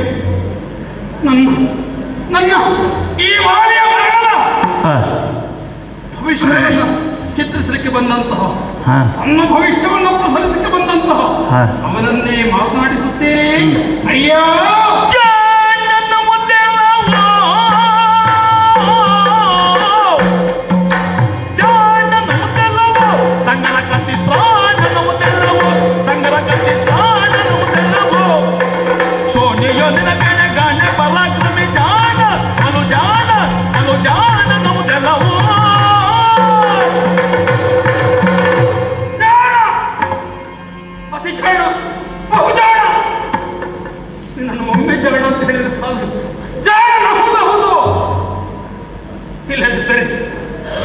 ಮರದ ಮರೆಯಲ್ಲಿ ನಿಂತು ಬಾಣ ಬಿಡುವುದರಲ್ಲಿ ಜಾಣ. ಸುಗ್ರೀವನಿಗೆ ಒಂದಿಷ್ಟು ಭೇದಿಸಿ ಬಾಣ ಬಿಡುವುದರಲ್ಲಿ ಜಾಣ, ಮೋಸದಿಂದ ಕೊಲ್ಲುವುದರಲ್ಲಿ ಜಾಣ. ಲೋಕದಲ್ಲಿ ಎಲ್ಲಿಯಾದ ಜಾಣ ಪ್ರಸಕ್ತವರಿಗೆ ಕೊಡಬೇಕು. ಅಯ್ಯ, ನೀನು ಉದ್ಭವಿಸಿದ ವಂಶವಾದರೆ ಏನು? ವಂಶ ಲೋಕಕ್ಕೆ ಆದರ್ಶಪ್ರಾಯವಾದಂತಹ ವಂಶ, ಸೂರ್ಯವಂಶ. ಅಂತಹ ವಂಶದಲ್ಲೇ ಜನಿಸಿದ್ದೀಯ ರಾಮ. ನಾನು ಕೇಳ್ತಿರ್ತೇನೆ, ನೀನು ದಶರಥನೆಂಬ ನೃಪತಿಯ ಸೂನು,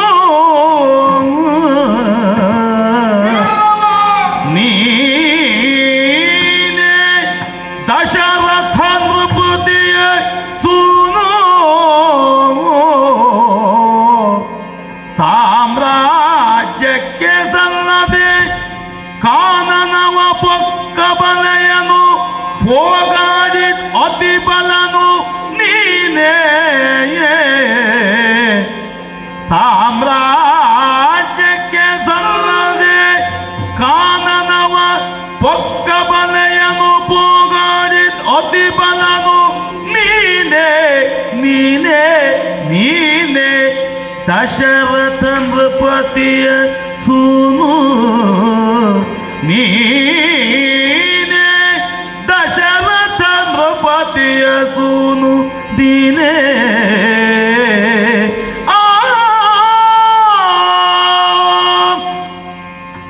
ಹೇಳು ಹೇಳು ಹೇಳು. ದಶ ದಿಕ್ಕಿಗೂ ತನ್ನ ಆಸ್ಥಾನವನ್ನು ಕಳುಹಿಸಿ ದಶರಥನನ್ನು ಕೊಟ್ಟಂತಹ ಮಹಾತ್ಮ ಅಯೋಧ್ಯಾಧಿಪತಿ ರಾಶರಥಿ ರಾಮ, ನೀನೇನು ಕೃಷ್ಣರಿಂದ ಆಶೀರ್ವಾದವನ್ನು ಪಡೆದಂತಹ, ವೇದವಂತವನ್ನು ತಿಳಿದಂತಹ ರಾಮ, ನೀನೇನು ವಿಶ್ವಾಮಿತ್ರರೊಡಗೂಡಿ ಹೋಗಿ ಯಜ್ಞ ಸಂರಕ್ಷಣೆಯನ್ನು ಮಾಡಿದಂತೆ ಯಜ್ಞ ಮಾಡಿದಂತಹ ರಾಮ, ನೀನೇನು ಅದರಲ್ಲಿ ಉದ್ಧಾರ ಮಾಡಿದೆಯಂತೆ. ಹಣಕ್ಕೆ ನಿಂತಹ ಶೋಧನ ಸೊನ್ನೆ ಮುಡಿದೆಯಂತೆ. ನಿನ್ನ ಬಗ್ಗೆ ಸಾಕಷ್ಟು ಸರಿದಿದ್ದೇನೆ ರಾಮ. ಈಗ ನನಗೆ ಸಂಶಯ ಬರುತ್ತಾ ಇದೆ. ಆ ರಾಮ ನೀನೇ? ಹೇಳು ರಾಮ, ಹಾಗಿದ್ರೆ ಯಾಕೆ ಇಂತಹ ಭ್ರಮವನ್ನು ಮಾಡಿದೆ?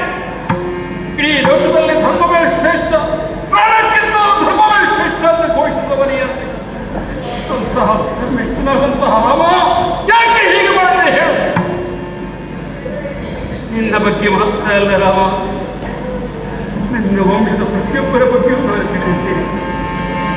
ತವನಿ ಕೂಲದ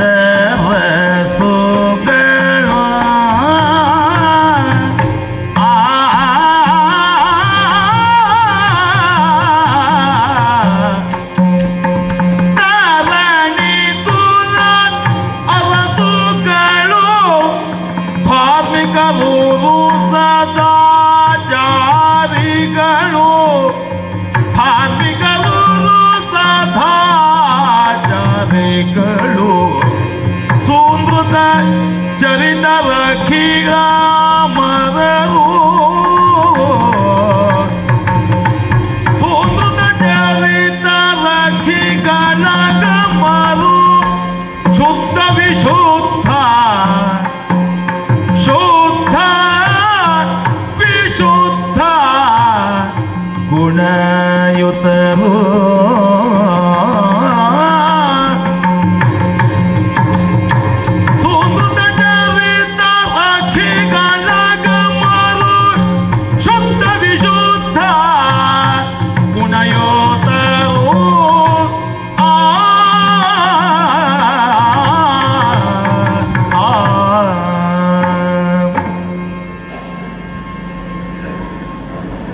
ನಾವು ತಿಳಿದುಕೊಂಡಂತಹ ವಂಶ ಸೂರ್ಯವಂಶ, ಶಿಷ್ಯ ಮಂದಿರ ಪುಣ್ಯಾತ್ಮರನ್ನು ಹೊತ್ತಂತಹ ವಂಶ, ಮನೋಮಾಂಧಾರ್ಥ ಸಗರ ದಿಲೀಪ ಇವರನ್ನೆಲ್ಲ ಪೆದ್ದಂತಹ ಪುಣ್ಯವಂಶ. ಬಡ ಬ್ರಾಹ್ಮಣನೊಬ್ಬ ಬಂದು ಕೇಳಿದಾಗ ಕೊಳ್ಳು ಸಾಕಷ್ಟು ಹೊಂದಿಲ್ಲದ ಕಾಲದಲ್ಲಿ ಧರ್ಮವನ್ನೇ ಅನುಷ್ಠಾನ ಮಾಡಿ ಕುಬೇರನನ್ನು ಸೆರೆಗಿಳಿಸಿದಂತಹ ಆ ಮಹಾತ್ಮ ರಘುಪ್ರದಂತಹ ವಂಶ. ಸತ್ಯವೇ ದೇವರು, ಸತ್ಯಕ್ಕಾಗಿ ತನ್ನ ಸರ್ವಸ್ವವನ್ನು ಕಳೆದುಕೊಂಡ, ಸತ್ಯಕ್ಕಾಗಿ ತನ್ನ ಹೆಂಡತಿ ಮಕ್ಕಳನ್ನು ಮಾಡಿದಂತಹ, ಹೆಚ್ಚೇಗೆ ತನ್ನನ್ನು ಮಾಡಿ ಸತ್ಯವೇ ದೇವರು ಎಂಬ ನಂಬಿದಂತಹ ಆ ಹರಿಶ್ಚಂದ್ರ ಪೂರ್ತಿ ಬೆಳೆದಂತಹ ವಂಶ. ರಾಘವ ಧರ್ಮಿಷ್ಠನಾದಂತಹ ಆತ ಇನ್ನೊಂದು ಪ್ರಾಣಿಯನ್ನು ಪ್ರಾಣಿಯನ್ನು ಕೇಳಿದಾಗ ತನ್ನ ತೊರೆಯ ಮಾಂಸವನ್ನೇ ಕಿತ್ತೊಗೆದು ಕೊಡಲಿಕ್ಕೆ ಸಿದ್ಧನಾದಂತಹ ಶಿವಚಕ್ರವರ್ತಿಯನ್ನು ಬೆಳೆದಂತಹ ವಂಶ. ಕೇಳಿದ್ದೀನಿ ರಾಮ, ಎಲ್ಲರ ಕಥೆಯನ್ನು ಕೇಳಿದ್ದೀನಿ, ನಿನ್ನ ಬಗ್ಗೆ ಕೇಳಿದ್ದೇನೆ ರಾಮ. ನೀನು ಮಾಡಿದಂತಹ ಈ ಕೃತ್ಯವನ್ನು ವಸಿಷ್ಠರು ಒಪ್ಪಲಿಕ್ಕಿಲ್ಲ ರಾಮ. ನಿನಗೆ ಧನುರ್ವಿದ್ಯೆಯನ್ನು ಕಲಿಸುವಂತಹ ವಿಶ್ವಾಮಿತ್ರರು ರಾಮ ಯಾಕೆ ಹೀಗೆ ಮಾಡಿದೆ ಎಂದು ಕೇಳಿಯಾಗ ಹೆಚ್ಚೇಗೆ ಇಹಲೋಕದಲ್ಲಿ ಇಲ್ಲದಂತಹ ನಿನ್ನ ತಂದೆ ದಶರಥ ಬಂದು ನಾಚಿಕೆಯಾಗಿ ಮುಖ್ಯ ತಲೆ ತೆಗೆಸಿಕೊಂಡು ಹೋದ ರಾಮ. ಬೇಡ, ನಿನ್ನ ಊರಿಗೆ ಹೋಗಿ ಕೇಳು ಪೂರ್ವಜನರನ್ನು. ಆ ಪೂರ್ವಜನರು ನನ್ನ ಮನ್ನಿಸಲಿಕ್ಕಿಲ್ಲ ರಾಮ. ಆದ್ದರಿಂದ ಕೇಳ್ತಿದ್ದೀನಿ, ಯಾಕೆ ಹೀಗೆ ಮಾಡಿದೆ? ನನ್ನದೇ ಆದ ತೀರ್ಮಾನ. ಅಷ್ಟ ಸಾಮ್ರಾಜ್ಯವನ್ನು ಕಳೆದುಕೊಂಡೆ, ಕಾಲದಲ್ಲಿ ಹೆಂಡತಿಯನ್ನು ಕಳೆದುಕೊಂಡೆ, ಮತಿಯನ್ನು ಕಳೆದುಕೊಂಡಂತಹ ಇಂತಹ ಹೀರಸ್ಥಿತಿಗೆ ಬಂದಿದ್ದೀಯೋ ರಾಮ. ಹೀಗೆ ಮಾಡಲದೇ ಕಾರಣವೇ. ಇಲ್ಲದಿದ್ದರೆ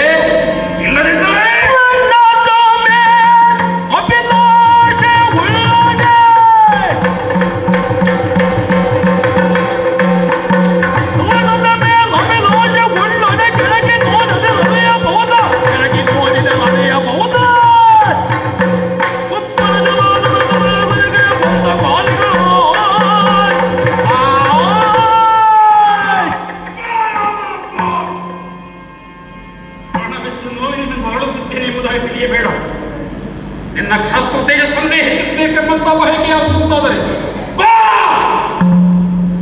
ಈಗಲೂ ಸಿದ್ಧನಾಗಿದ್ದೇನೆ. ಗಾಯವಾದ ಹುಲಿ ಉಳಿದವರನ್ನು ಹಾಗೆ ಬಿಡುವುದಿಲ್ಲಂತೆ. ನಾನು ಸಿದ್ಧನಾಗಿದ್ದೇನೆ, ಬಾ. ಮಾತಿಲ್ಲ ರಾಮ, ನೀನು ನೋಡಬಹುದಿತ್ತು. ಯಾವ ಯುದ್ಧ ಬೇಕು? ಧನುರ್ವಿದ್ಯೆ, ಅದಕ್ಕೂ ಸಿದ್ಧನಾಗಿ ದೇವರನ್ನೇ ಮಲ್ಲಯುದ್ಧವೇ, ಅದರಲ್ಲಿಯೂ ನಾನು ನಿಶ್ಚಿಮ ತಿಳಿದುಕೊಂಡು ಈ ವಾಲಿ ಏನೆಂದು ನಿನಗೆ ತಿಳಿದಿಲ್ಲ. ಸಮುದ್ರ ಮಾಡಿದಂತಹ ವಾಲಿ ಕೇವಲ ಏನೋ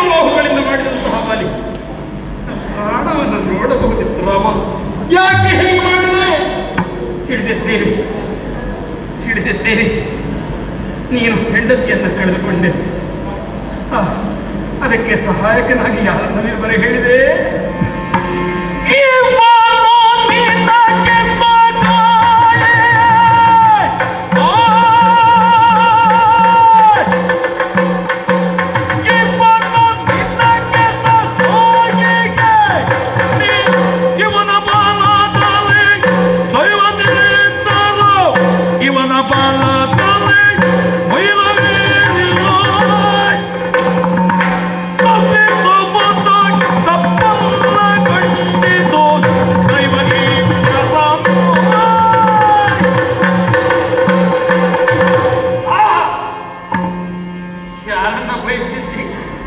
ಸುಗ್ರೀವ ಸಖ್ಯವನ್ನೇ ರಾಮ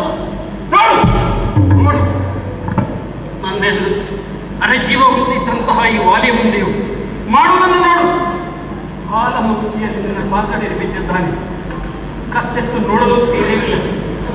ಎಂತಹ ಸುಗ್ರೀವ, ಪರಾಕ್ರಮಿ ಸುಗ್ರೀವ, ಇವನನ್ನು ಕೂಡಿ ನೀನು ಮುಂದುವರಿಸಬೇಕಂತೀಯ ರಾಮ. ರಾಮ, ತಿಂಗಳನ್ನ ಇಲ್ಲವರಿಗೆ ತಂಗಳನ್ನು ಆದೀತು ಅಂತ ಹೇಳ್ತಾರೆ. ನಮ್ಮೂರಲ್ಲಿರುವ ಗಾದೆ ಹಾಗಾಯಿತು. ನಿನಗೂ ಇಲ್ಲ, ಅವನಿಗೂ ಇಲ್ಲ. ಬೇಕು ಅಂತಿದ್ರೆ ರಾಮ, ಯಾಕೆ ಹೀಗೆ ಮಾಡಿ?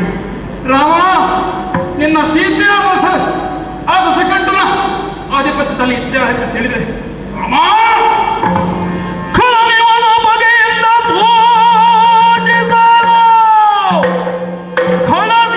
ಬಗೆಯಿಂದ ಸೂಚಿಸಲು ಎಳೆದೊದರಿದ್ದೇನೆ ತನ್ನ ಬಾಲವ ಕೊಲುಕೆ ಗಾನದ ಬೊಲೆಗೆ ಸಿಲುಕಿದ ಮೀನಿನಂದರಲ್ಲಿಯೋ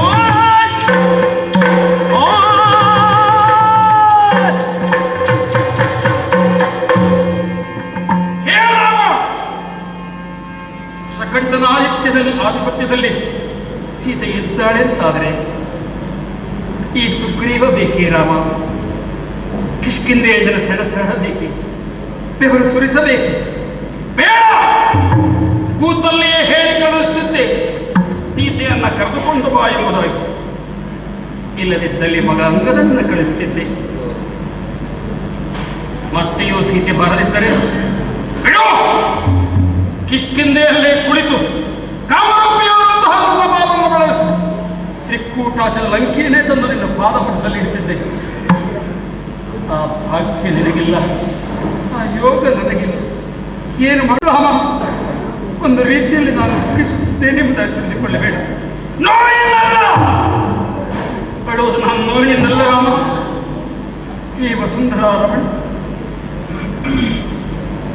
ನಿನ್ನ ಪುತ್ರೋತ್ಸವನ್ನೇ ಕೇಳಿ ಸಂತುಷ್ಟನಾಗೋಣ. ಧರ್ಮಿಷ್ಠನಾಗೋ ಒಬ್ಬಾತ ಬಂದು ಈ ಹೃದಯದ ನಾಡಿಗೆ ಆಡಲಿ ಸಿಕ್ಕಿದ್ದಾನೆ ಎಂಬುದಾಗಿ ಬಯಸಿದಂತಹ ವಸುಂಧರಾ ರಮಣಿ, ಅಯ್ಯೋ ಆದಂತಹ ನೀನೇ ಬಸೆಯಂತಾದರೆ ಯಾರಿಗೆ ಕೇವಲ ರಾಮ ಎಂಬುದಾಗಿ ನಾನು ವ್ಯಕ್ತಿಸುತ್ತೇನೆ. ಹೇಳು ರಾಮ, ಹೇಳು, ಯಾಕೆ ಹೀಗೆ ಮಾಡಿ? ವಾನರಾಧೀಪನೆ ಕೇಳನ್ನ ಮಾತಾಡಿದ ಸೋದರಿನ ತಾಯಿ ವಾನರಾಧೀಪನೆ ಕೇಳನ್ನ ಮಾತಾ ವಾನರಾಧೀಪನೆ ವಾನರಾಧೀಪನೆ ಕೇಳನ್ನ ಮಾತಾ ನೀನನ್ನ ಜಲವುದು ಏಕಿಂದ್ರ ಜಾತ ನೀನೆನ್ನ ಜಲವುದು ಜಲವುದು ಜಲವುದು ಏಕಿಂದ್ರ ಜಾತ ಗಡ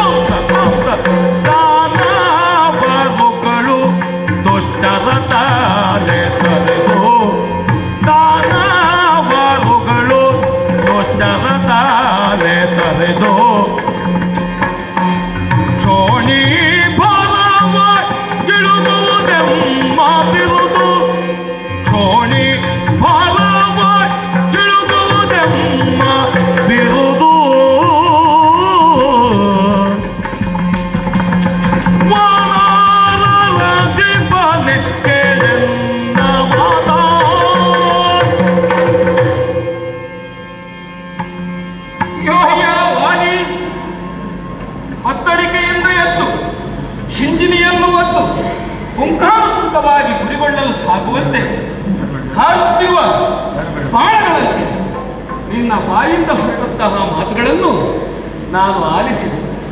ನಿನ್ನ ಆಕ್ಷೇಪಗಳೆಲ್ಲವೂ ನಿನ್ನ ಮಟ್ಟಿಗೆ ಸರಿ, ಆದರೆ ಸ್ವಾಗತಾರ್ಹವೇ ಇತ್ತು ಎಂಬುದು ಒಂದು ಪ್ರಶ್ನೆ. ರಾತ್ರಿ ಹಗಲು, ಗಂಡು ಹೆಣ್ಣು, ಜೀವ ದೇವ, ಹೀಗೆ ಈ ಜಗತ್ತೆಲ್ಲವೂ ದ್ವೈತಮಯವಾಗಿರುವಂತೆ ಧರ್ಮದಲ್ಲೂ ಎರಡು ರೂಪ ಉಂಟು. ನಿಷಿದ್ಧ ಧರ್ಮ, ವಿಧಿ ಧರ್ಮ ಎಂಬುದು. ನಾವೆಲ್ಲರೂ ವಿಧಿ ಧರ್ಮವನ್ನು ಪಾಲಿಸತಕ್ಕವರು, ಅದಕ್ಕೆ ವಿರೋಧವಾದುದೇ ನಿಷಿದ್ಧ ಧರ್ಮ. ಆದ್ದರಿಂದ ಧರ್ಮವನ್ನು ಆಚರಿಸುವಲ್ಲಿ ಕೇವಲ ಶಾಸ್ತ್ರ ವಾಕ್ಯಗಳಾಗಲಿ ಆಚಾರ್ಯರ ಮಾತುಗಳಾಗಲಿ ಮಾತ್ರ ಸ್ವೀಕಾರಾರ್ಹವಲ್ಲ. ಉಚಿತಾನುಚಿತ ವಿವೇಕ, ಪಾತ್ರಾಪಾತ್ರ ವಿವೇಕ, ಸ್ಥಾನಾಸ್ಥಾನ ವಿವೇಕ ಎಂಬುದು ಬೇಕಾಗುತ್ತದೆ. ಆದ್ದರಿಂದ ನಾನು ಮಾಡಿದಂತಹ ಈ ಕಾರ್ಯ ಇದು ಸರಿ, ಸಮರ್ಥನೀಯ ಎಂಬುದನ್ನು ನೀನು ಮನಗಾಣುವಂತೆ ಮಾಡಬೇಕಾದ ನನ್ನ ಕರ್ತವ್ಯವಲ್ಲವೇ? ಹೇಗೆ ಅಯ್ಯವಾಲಿ, ನೀನು ವಿವೇಕವನ್ನು ಮಾತಾಡುತ್ತಾ ಇರುವೆ. ಆ ವಿವೇಕಿಯಾಗಿ ನೀನು ಯೋಚಿಸಿದರೆ ನಾನು ಮಾಡಿದಂತಹ ಈ ಕಾರ್ಯ ಅಧರ್ಮವೆಂದು ನಿನಗೆ ತೋರುವುದಕ್ಕೆ ಖಂಡಿತವಾಗಿಯೂ ಸಾಧ್ಯವಿಲ್ಲ. ಒಗಸೆಯಲ್ಲಿ ಮೀನನ್ನು ಎತ್ತಿ ರಕ್ಷಿಸಿದಂತಹ ವೈವಸ್ವತಮನು ನಮ್ಮ ವಂಶದ ಮೂಲಪುರುಷ ಎಂಬುದು ನಿನಗೆ ಗೊತ್ತಿದೆಯಷ್ಟೇ. ಪಾರಿವಾಳಕ್ಕಾಗಿ ತನ್ನ ತೊಡೆಯ ಮಾಂಸವನ್ನೇ ಎತ್ತಿಕೊಟ್ಟಂತಹ ಶಿವ ಚಕ್ರವರ್ತಿ ಹೇಳಿದನಲ್ಲವೇ, ಬಾಯಿಂದಲೇ ಆ ಮಾತು ಬಂತು. ನಂದಿನಿ ದೇವಿಗಾಗಿ ತನ್ನನ್ನೇ ಸಮರ್ಪಿಸುವುದಕ್ಕೆ ಹೊರಟಂತಹ ದಿಲೀಪ ಮಹಾರಾಜ, ಹೀಗೆ ಭೂತದಯ ಉಳ್ಳಂತಹ ಮಹಾರಾಜರ ವಂಶದಲ್ಲಿ ಹುಟ್ಟಿದಂತಹ ನಾನು ಕೇವಲ ಕಾಡಿನ ಮಂಗನೆಂದು ನಿನ್ನನ್ನು ಹೊಡೆದುರುಳಿಸುವುದಕ್ಕೆ ಸಾಧ್ಯ ಉಂಟೆ? ಆದ್ದರಿಂದ ನೀನು ಸರಿಯಾಗಿ ಯೋಚಿಸಬೇಕು. ಏನು, ನೀನು ಕಪಿಕುಲದಲ್ಲಿ ಹುಟ್ಟಿದವನೇ ಆದರೂ ನಾಡಿನ ಅರಸ ತಾನೆ. ರಾಜಧರ್ಮ ಏನು ಎಂಬುದನ್ನು ನೀನು ಚೆನ್ನಾಗಿ ಅರಿತುಕೊಳ್ಳಬೇಕಿದೆ. ಋಷಿಗಳನ್ನು ಪೀಡಿಸುವಂತಹ ರಾಕ್ಷಸರನ್ನು ವಧಿಸಿ ಆ ಮುನಿಗಳನ್ನು ಕಾಪಾಡಬೇಕಾದಂತಹ ನೀನು ಮುನಿಗಳ ಮುನಿಸಿಗೆ ಕಾರಣನಾಗಲಿಲ್ಲವೇ? ಹಾಗಿದ್ರೆ ನಿನ್ನ ಯೋಗ್ಯತೆ ಎಷ್ಟು ಎಂಬುದು ಅದರಿಂದಲೇ ಅಳೆಯುವುದಕ್ಕಾಗುತ್ತದೆ. ಲೋಕ ಕಂಟಕನಾದ ರಾವಣನೊಂದಿಗೆ ನೀನು ಮಿತ್ರತ್ವವನ್ನು ಮಾಡಿ ನೀನು ಕೂಡ ಪಿತೃ ವಿರೋಧಿಯಾದೆ ಹಾಗೂ ದೇವ ವಿರೋಧಿಯಾದೆ. ಯಾಕಂದ್ರೆ ಆತ ಮೂರು ಲೋಕಗಳನ್ನು ನಡುಗಿಸುವಾದ. ಇಷ್ಟೆಲ್ಲ ಕೌಷ್ಟಗಳನ್ನು ನಿನ್ನಲ್ಲಿ ಇಟ್ಟುಕೊಂಡು ನಾನು ಸೀತೆಯನ್ನು ನಿನಗೆ ಕೊಡುತ್ತಿದ್ದೆ ಎಂದು ನೀನು ಆಡುತ್ತಾ ಇರುವೆಯಲ್ಲ. ನೀನು ಮಾಡಿದ್ದು ತಪ್ಪು, ಹೆಣ್ಣಿಗೆ ಅನ್ಯಾಯವಾಗಿದೆ.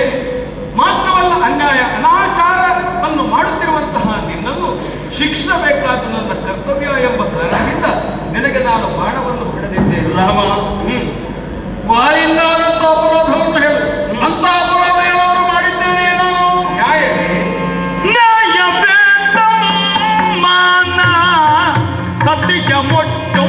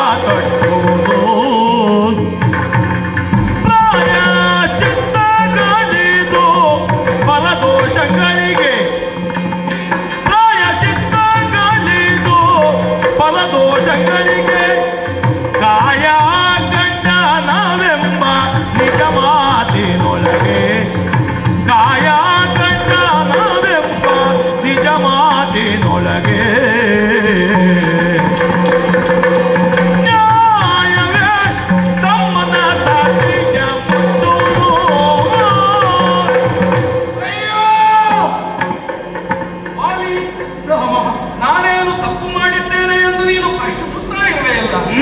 ನಿನ್ನಲ್ಲಿ ಒಂದೇ ಪ್ರಶ್ನೆ, ನ್ಯಾಯವೇ ತಮ್ಮನ ಸತಿಯ ಮುಟ್ಟುವುದು? ನಿನ್ನ ತಮ್ಮನಾದ ಸುಗ್ರೀವನನ್ನು ನೀನು ಮಗನಂತೆ ಕಾಣಬೇಕಿತ್ತು. ಅದನ್ನು ಬಿಟ್ಟು ಆತನಲ್ಲಿ ನೀನು ದೇಶವನ್ನು ಸಾಧಿಸುತ್ತಾ ಇರುವೆ. ನಿನ್ನ ತಮ್ಮನ ಸತಿಯನ್ನು ಅನಾಗರಿಕದಂತೆ ಬಲಾತ್ಕಾರವಾಗಿ ನಿನ್ನಲ್ಲಿ ಇರಿಸಿಕೊಂಡಿದ್ದೆ ನೀನು. ಇದು ನ್ಯಾಯವೇ? ಒಂದು ನಾಡಿನ ರಕ್ಷಣೆಯನ್ನು ಮಾಡಬೇಕಾದಂತಹ ನೀನು ತಮ್ಮನನ್ನು ಹೀಗೆ ನಡೆಸಿಕೊಂಡರೆ ಉಳಿದ ಪ್ರಜಾಜನರನ್ನು ಹೇಗೆ ನಡೆಸಿಕೊಳ್ಳಬಹುದು ಹೇಳು? ರಾಮ, ರಕ್ತ ಸಂಬಂಧ ಎಂಬುದು ಮುಖ್ಯವಾದ್ದು. ಅದಕ್ಕಿಂತಲೂ ಶ್ರೇಷ್ಠವಾದ್ದು ಮನುಷ್ಯ ಸಂಬಂಧವಲ್ಲವೇ? ಮನುಷ್ಯ ಸಂಬಂಧವೇ ನನಗೆ ಮುಖ್ಯ. ನನ್ನ ತಮ್ಮ ತಪ್ಪು ಮಾಡಿದರೆ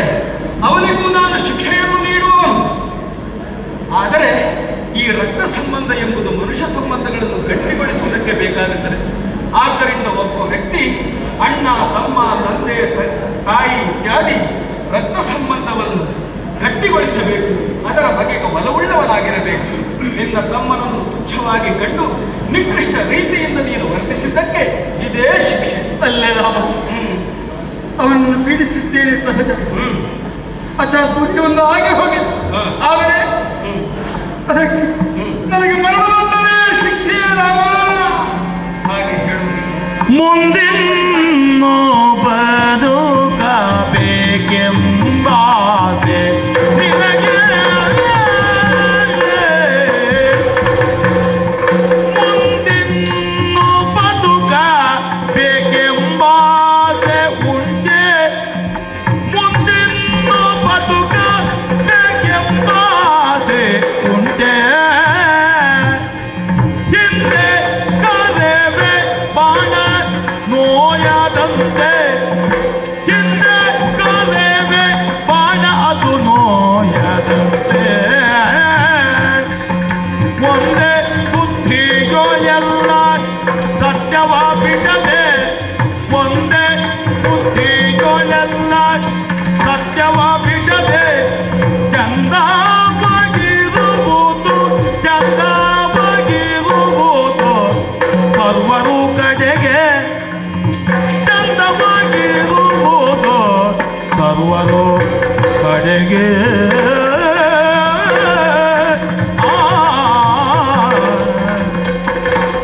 ಮುಂದಿನ್ನು ಬದುಕಬೇಕೆಂಬಾಸೆ ನಿನಗೆ.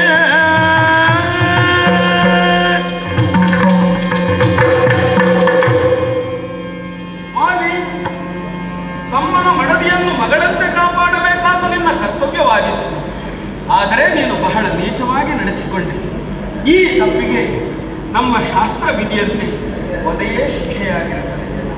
ಔರಸೀಂ ಭಗಿನಿಂ ವಾಪಿ ಭಾರ್ಯಾವಾಪ್ಯ ಸುಜಸ್ಯ ಪ್ರಚರೇತ ನರಕಾಮ ತಸ್ಯ ದಂಡ ವಧೋಸ್ಮೃತ ಎಂದೇ ನಮ್ಮ ಮನು ಆಜ್ಞೆಯನ್ನು ನೀಡಿದ್ದಾನೆ. ಅದರಂತೆ ನಿನ್ನ ವಧೆಯನ್ನು ನಾನು ಮಾಡಲೇಬೇಕು. ಇದಕ್ಕೆ ನಾನು ನೀಡುವಂತಹ ಶಿಕ್ಷೆ. ಆದರೆ ಆ ಮನು ವಂಶೀಯನಾದಂತಹ ನಾನು ವಸಿಷ್ಠರಿಂದ ಹಾಗೆ ವಿಶ್ವಾಮಿತ್ರರಿಂದ ಅಮೋಘವಾದ ವಿದ್ಯೆಗಳ ಸಂಪನ್ನತೆಯಿಂದ ಕೂಡಿರುವಂತಹ ನಾನು ನಿಗ್ರಹವನ್ನೂ ಮಾಡಬಲ್ಲೆ, ಅನುಗ್ರಹವನ್ನೂ ಮಾಡಬಲ್ಲೆ.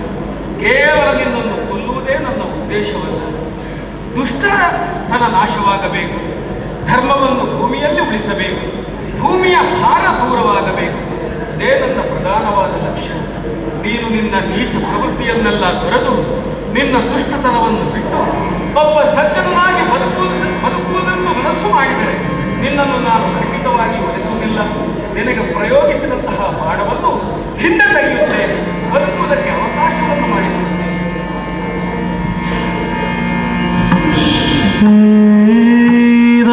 ಶ್ರೀರಾಮಚಂದ್ರ ಶ್ರಿತ ಪಾರಿಜಾತ ಸಮಸ್ತ ಕಲ್ಯಾಣ ಗುಣಾಭಿರಾಮ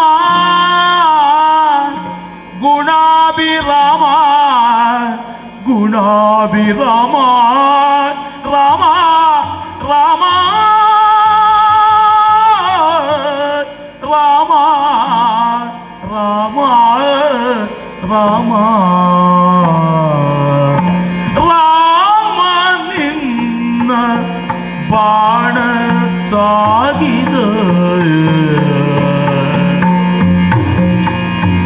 ರಾಮ ನಿನ್ನ ಬಾಣ ತಾಗಿದ ಮೇಲಿನುಂಟ ಭೂಮಿಯೋ ಆಸೆ ಎನಗೆ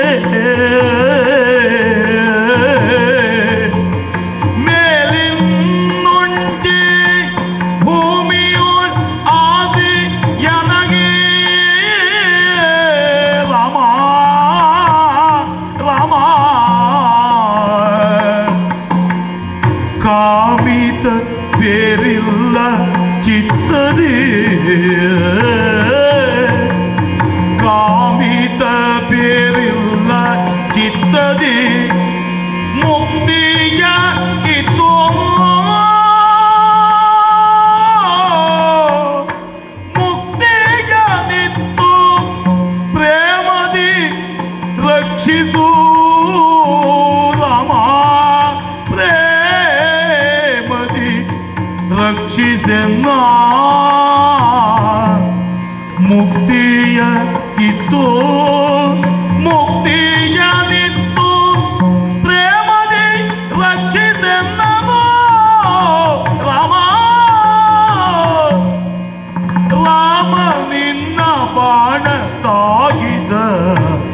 ಮೇಲಿನ್ನುಂಟೆ ಭೂಮಿಯೋ ಆಸೆ ನನಗೆ ರಾಮ ರಾಮ ರಾಮ ರಾಮ ರಾಮ ರಾಮ ರಾಮ ರಾಮ.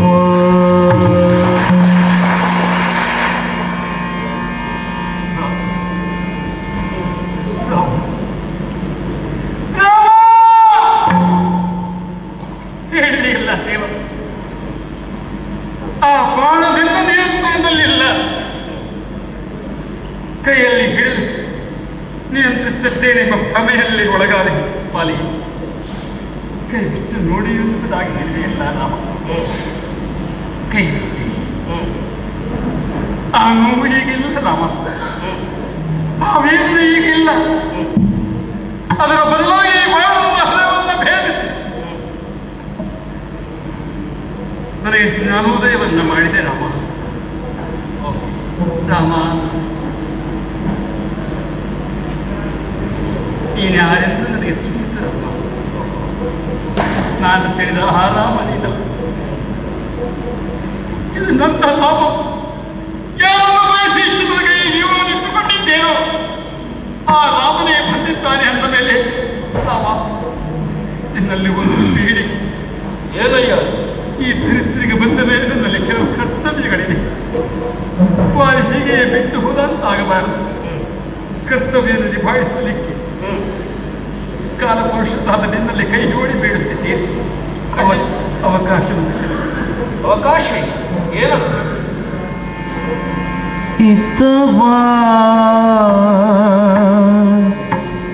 ತಮ್ಮ ಇತವಾ ತಮ್ಮ ಸುಗ್ರೀವ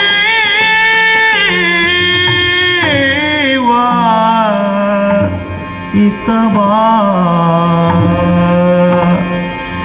ಇತವಾ ತಮ್ಮ ಸುಗ್ರೀವ ಇತವಾ ತಮ್ಮ ಸುಗ್ರೀವ ಕಿಷ್ಕಿಂದ ಪಾರುಪತ್ಯವ ಪಾಲಿಸಯ್ಯ ಕಿಷ್ಕಿಂದ ಪಾರುಪತ್ಯವ ಪಾಲಿಸಯ್ಯ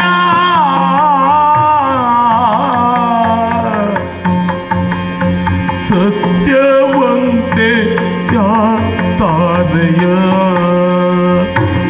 ಸತ್ಯವಂತೆ ಆ ತಾರಯ ಮಾನವ ಕಾಯ್ದು ತಾರಯ ಮಾನವ ಕಾಯ್ದು ಸ್ವಸ್ಥದಿರ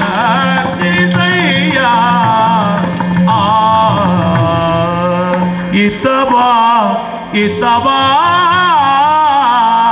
ತಮ್ಮ ತಮ್ಮ ತಮ್ಮ ತಮ್ಮ ತಮ್ಮ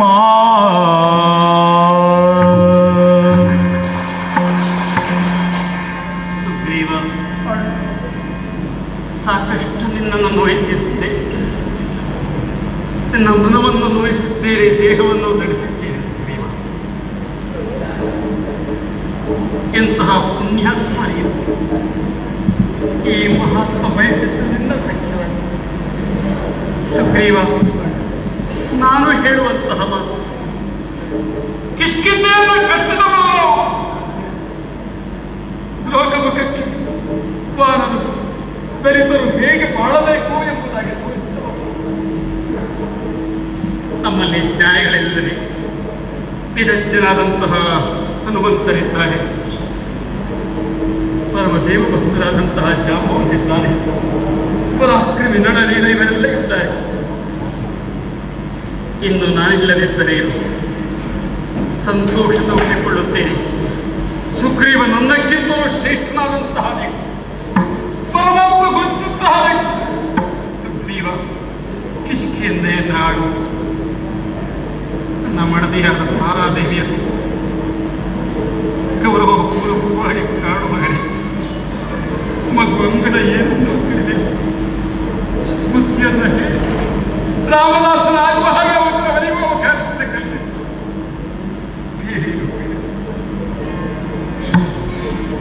ಬರಲಿ ಮರಳಿ ರಘುನಂದನನ ಪದ ಪಂಕರುಘವನು ಕಂಗಳಿಗೆ ಸೇರಿದೆ ಪದ ಪಂಕರುಘವನು ಕಂಗಳಿಗೆ ಸೇರಿದೆ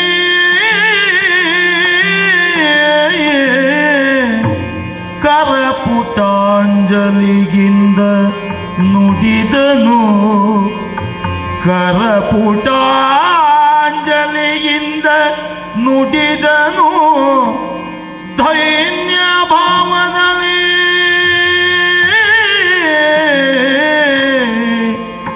ದೈನ್ಯ ಭಾವದಲ್ಲಿ ರಾಮ ರಾಮ ರಾಮ ರಾಮ ರಾಮ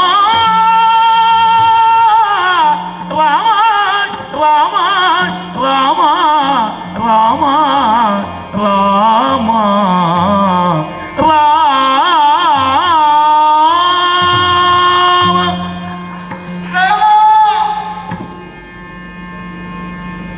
ಇಲ್ಲ ದೇವ, ಇನ್ನೂ ನೋಡು, ಇನ್ನೂ ಕೇಳುವ ಎಂಬುದಾಗಿ ಆಗುತ್ತೇನೆ. ನಿನ್ನ ಪಾದತಲದಲ್ಲಿದ್ದಂತಹ ಆ ಕುಡಿಯನ್ನು ನನ್ನ ಕಣ್ಣಿಗೆ ಮೆಚ್ಚಿಸಿಕೊಂಡಿದ್ದೇನೆ ದೇವ. ನೆನಪಾಗುತ್ತಿದೆ ರಾಮ, ನೆನಪಾಗುತ್ತಿದೆ. ಅದೇ ದಿವ್ಯ ಸ್ವರೂಪ, ಮಂಗಲ ಮೂರ್ತಿ, ವಜ್ರಾಭರಣಯುಕ್ತವಾದಂತಹ ಕಿರೀಟ ಇದ್ದಿಲ್ಲ. ಆ ಜಾಗದಲ್ಲಿ ಶಿಖಿಯನ್ನು ಕಾಣುತ್ತಿದ್ದೀನಿ. ತೇಜಸ್ಸು ಇನ್ನೂ ಕಳೆಗುಂದಿಲ್ಲ. ಮುಖದ ಸುತ್ತಲೂ ಕೂದಲು ಬೆಳೆದಿದ್ದರೂ ಕೂಡ ಕಣ್ಣಿನಲ್ಲಿ ಆ ಕಾಂತಿ ಕಾಣುತ್ತಾ ಇದೆ. ಕಾರುಣ್ಯ ಭವನ ಕಾಣುತ್ತಾ ಇದ್ದೇನೆ. ರಾಮ, ನೀನು ಯಾರೆಂದು ತಿಳಿಸಿದ್ದೇವ? ಆ ಸಮುದ್ರ ತಲೆಯಲ್ಲಿ ಕಂಡಂತಹ ನಿನ್ನ ಗೋಪುರ ದೇಹವನ್ನು ಸ್ಮರಿಸುತ್ತಿದ್ದೇನೆ. ಬ್ರಹ್ಮ ಇಷ್ಟಕ್ಕೂ ಪ್ರಾಣವನ್ನು ಎಂಬುದಾಗಿ ಆ ಪ್ರಾಣ ನನಗಿನ್ನು ಬೇಡ ದೇವ. ಸರ್ವ ಸಮರ್ಪಣ ಭಾವದಿಂದ ಆ ಪ್ರಾಣವನ್ನು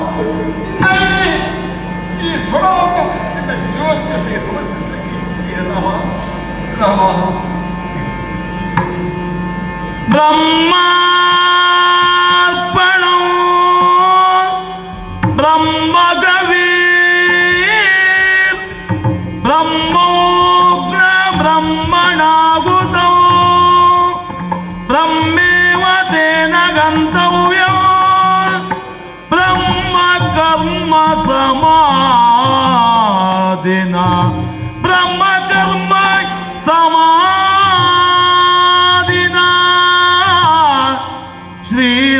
ಶ್ರೀರಾಮಚಂದ್ರ ಆಶ್ರಿತ ಪಾರಿಜಾತ ಸಮಸ್ತ ಕಲ್ಯಾಣ ಗುಣಾಭಿರಾಮ ರಾಮ ಗುಣಾಭಿರಾಮ ರಾಮ ರಾಮ ರಾಮ ರಾಮ ರಾಮ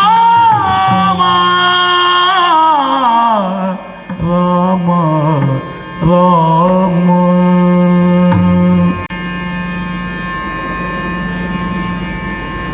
ನೋಡಿದೆಯಾ ನಿನ್ನ ಅಣ್ಣನ ದೇಹ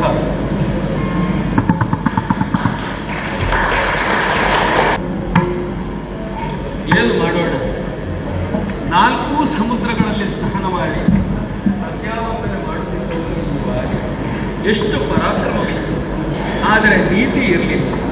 ಯಾವುದೇ ಶಕ್ತಿ, ಸಾಹಸ, ಪರಾಕ್ರಮ ಪದ್ಧತಿಗಳು ನೈತಿಕತೆಯ ಆವರಣದೊಳಗಿರಬೇಕು. ಹಾಗಿದ್ದರೆ ಮಾತ್ರ ಒಂದು ರಾಜ್ಯವೂ ಉದ್ಧಾರವಾಗುತ್ತದೆ, ಒಬ್ಬ ವ್ಯಕ್ತಿಯೂ ಉದ್ಧಾರವಾಗುತ್ತಾನೆ.